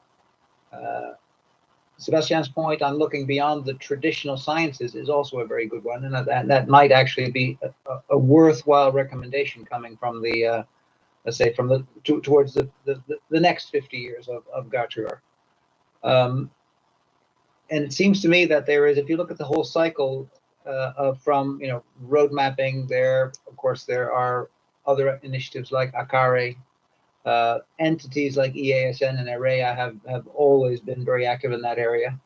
All the way at the end, if you like, looking at what has been performed, and I think in part you're celebrating that at the moment during this conference.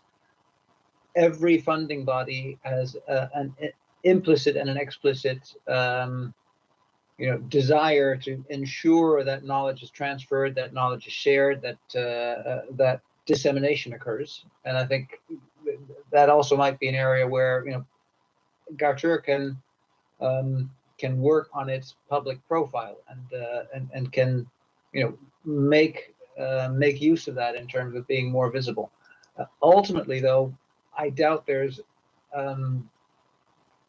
are other pots of money within the member states. I think we have to accept that they are probably the ones that we currently have, and so finding the right way of approaching each national innovation fund, each aeronautical program from within the national entities participating in GARTEUR is likely to be the way in which the funds for defined projects can take place. Coordination is going to be key.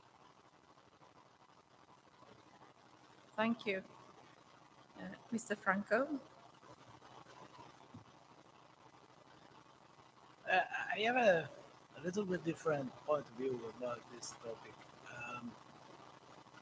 This is, in my point of view, I could be completely wrong, let me say, that we are in a real new phase of the research. So it's a really challenging period. To cross that the previous green field, probably we need boots never designed before. The new, particularly for civil, but also for defense, the new aircraft will be completely different from the previous one. This is the picture that I have now. Maybe I'm wrong, but apparently distributed propulsions along the wingspan. New propulsion system and so on. I think we must accept the idea that if we want to face so many challenges, we have to collect money and accept that this money will not necessarily lead to industrial or relevant results. They could be even, let me say, wasted money, or they could be useful in a very long scale time frame. First point. Second point, so this is a strong call for the industrial partners to accept the idea that maybe some of the new technologies will be not really useful in a short term. The second is a picture that I have.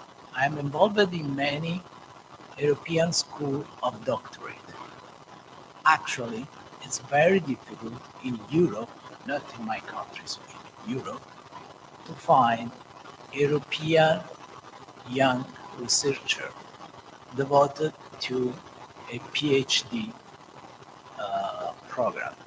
And as you know, PhD students are the engine of many and many academic and research facilities. So maybe you have the money. We have a lot of money in these doctoral schools, but we don't find the people eager to make this investment.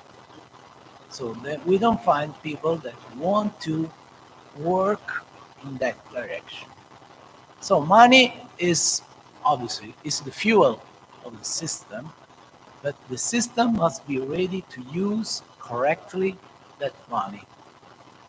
And this is a point. I have colleagues in Germany, in France, and so on. And most of the PhD candidates are not European. They are wonderful, but their capabilities will not remain inside the main institution or even inside the founding system, so the industrial partner and so on. Thank you for addressing that issue as well. Mr. Mortensen? Yeah, I think the money question is sort of a double-sided sword. It's if there were free money, sort of, if the nomination sort of put the food together with money, there was sponsors from industry, there's always strings attached, and I think the admin process will be it will be more complicated. On the other hand, if some nations don't have money, then there will be no project. So it's a tough problem, but I don't have the answer. But I think you have to think twice before sort of, where do you find the money, what strings will be attached if there's a pool of money to apply for.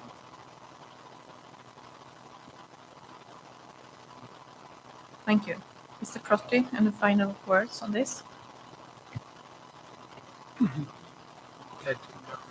Most of the different opinions are absolutely relevant.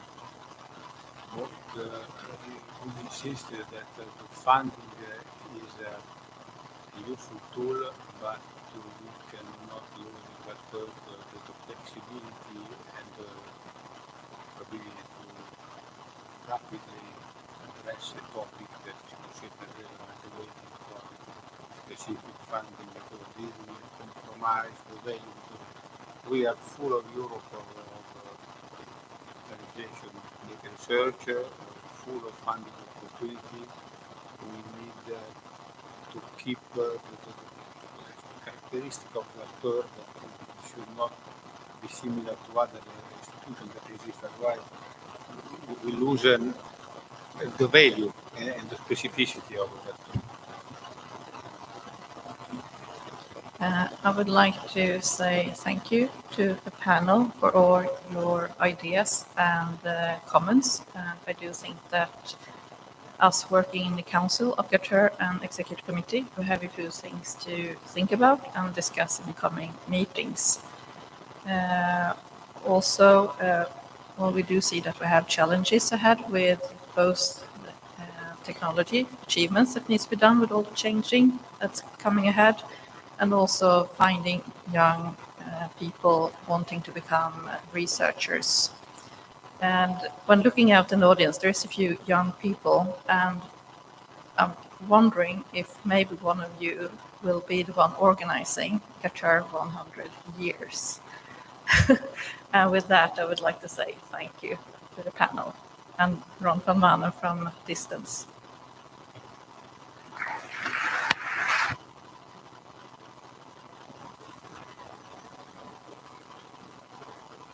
And thank you for the very nice moderation.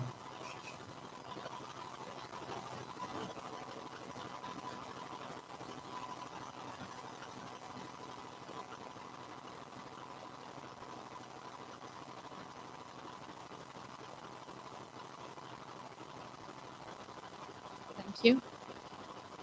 And now, Dr. Piergiovanni Renzoni, it's again your time to take the floor for a summary of this first day of conference, no? I don't want the floor, no, Joyce. I don't want to go up the steps again. I think it's beyond time, strange and that we recuperate time. This last session, panel session, was particularly interesting. Gave us a lot of ideas, things to work on. I also like to see always a bit of contrast, you know. One is good, one is bad, one is always good. You have to, let's say, use reason with money. Of course, money, if you lose flexibility, then you may become just like somebody, get into being not better, like exactly like other things that are already, there's a lot of things, you know. Plus, if you want to know, ask for money for low TRL, that means you're going to ask probably the agencies that are funding high TRL to reduce money there to give you, and then there you're probably going to find some friction between, let's say, various stakeholders, and also you lose some of that ideal, let's say, relationship. But if you're small, you don't bother people, you know. If you start to build up, then you're probably contrasting other people ongoing. We know, we have seen the trend in Europe. The Commission wants products fast. They want to show that the money they're getting is going to get distributed something concrete. So it's a different direction than looking at. And we have seen difficulty, for example, research establishments being able to participate with the same intensity that they participated 5-10 years ago. So basically, you're, as a research establishment, if you want to get them, you probably somehow change your tool, your essence. I mean, you move, you become part of the industrial process. You know, which, I mean, it could be a normal trend, but we, of course, can do something else. So it's interesting. As Annette said, we have to talk about it. We have just started getting some ideas. Tomorrow we get some more, and I think then we'll have to draw some conclusion. Put them up together and see. As you said, visibility is certainly, like any organization, it's important. But usually organizations become visible. In the sense that so it's visibility to rightfully, let's say, represent what you are. We probably already have not represented all the work that we have produced outside our normal community. Our community knows what we do. Our network knows what we do. Outside our network, they don't know what we do. And that would be, for example, something there. Money is needed, for example, to do that kind of activity, which is typically an activity that is not easy for engineers, for researchers. I mean, it's somebody else's, let's say, key capability.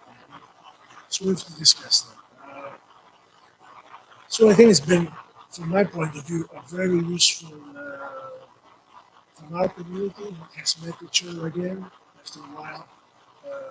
We have gone over what we have done. We have had invited speakers that have brought new ideas. That was our purpose. And now, if somebody shows up, we figure out where to go and have this group picture. Because at a certain point, people that want to go on the tour have to get on the bus. So they just have a few patients. They find basically it's the military that have found their location, and so we should quickly go to that area and take a good picture. A good time to do it. Most of the people are here today. Some will start leaving. So I want to thank you again for that. Most of you will be at dinner tonight, so we'll have there again another interesting occasion to see two more presentations, and then the award ceremony, which is always good. Keeps it alive, gives the right recognition to people who are in the network. Okay, so thank you again. And apart from tonight, we're here at 9 o'clock tomorrow morning, starting again. Thank you.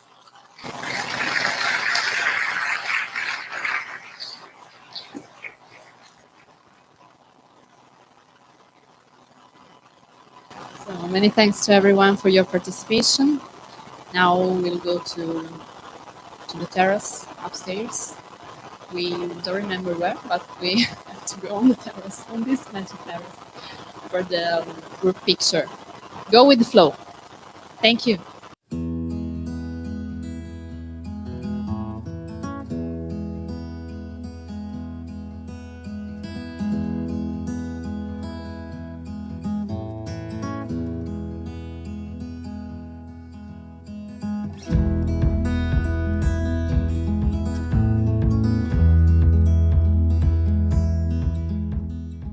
Ladies and gentlemen, good morning.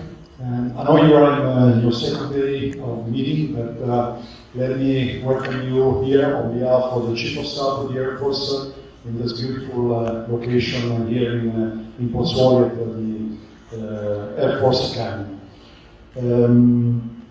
First of all, I hope you enjoyed the dinner last night, and most of all, I hope you enjoyed the extraordinary view of the terrace of our officer club. Excuse me. I spent a long time ago, 3.5 years in this beautiful location, but I never had the chance to appreciate really how beautiful this place is, because, you know, the colors life is so miserable that you really don't have the time, you know, to see, you know, the environment in which you are living. You just have to run every day and almost every night. So I hope you had the chance instead to appreciate this beautiful location. This year is a year of celebrations. Our Air Force turned 100 years old. It's one of the Air Force around the world to accomplish this result, so we are very proud of it. And during the year we had so many events. Let me tell you that the celebrations are not over yet. We have another important meeting coming in November, right here in the Academy, where we have an important technical symposium, where we will explore what is happening in disruptive technologies and that we will have to face in the future from civilian, but also from a military point of view. But I know that you also are celebrating your first 50 years, so congratulations to you all for this important achievement. I thank President Renzoni for giving me the opportunity to be here today to celebrate this event with you, and especially to take the floor to bring you the greetings of the Air Force and most of all of the Chief of the Air Force. GARTEUR is the result of the vision of the Europe government regarding the need to team up, where the challenge becomes ambitious and difficult. We who live and off and for flight know how difficult the challenge can become. And the answer given 50 years ago is still valid today. Uniting research, without which there is no technological progress, and industry, without which technological progress does not become a functional operating system in a single framework of activity as a great achievement, I believe. The distance that exists between the technological development process carried out at the laboratories of the universities and research centers and the process of industrialization of products that incorporate the developed technology often is too deep, is too large. So GARTEUR has the power to reduce this void by bringing the two environments, research and industry, together and much closer between each other, and aligning them along a common path, making path mass appear where it's needed the most. So from our perspective, so the military perspective, let me tell you that never before the importance of every element of agreement, common understanding, and exchange of experience has been felt as important as today. Ukraine, Taiwan, Mediterranean, hybrid conflicts, the advent of multi-domain operations, new ways of fighting, unusual and unconventional situations and crises, for me, for the Air Force, it is about being ready, about having a plan, but most of all about having vehicles and operators always up to the mission and to the tasks that they have to accomplish. About adapting to a world in which the pre-1991 black and white is no longer there. Now we have a very large band of grace that we have to cope with. We need so agile and fast structures to design and produce solutions that take into account increasingly complex scenarios and that are always in line with the rapid cycle of technological innovation.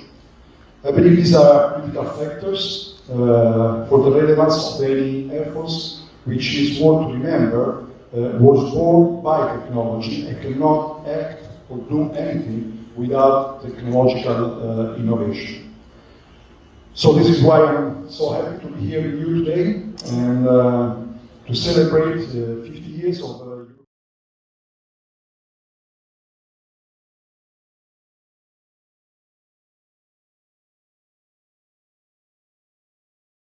everyone, and thanks, Antonio. I take only 1 minute just to explain and to express my position that I'm representing you that is evolving in this activity. What I see in GARTEUR and in these initiatives, and also these interactive initiatives, we are building the bricks of the knowledge.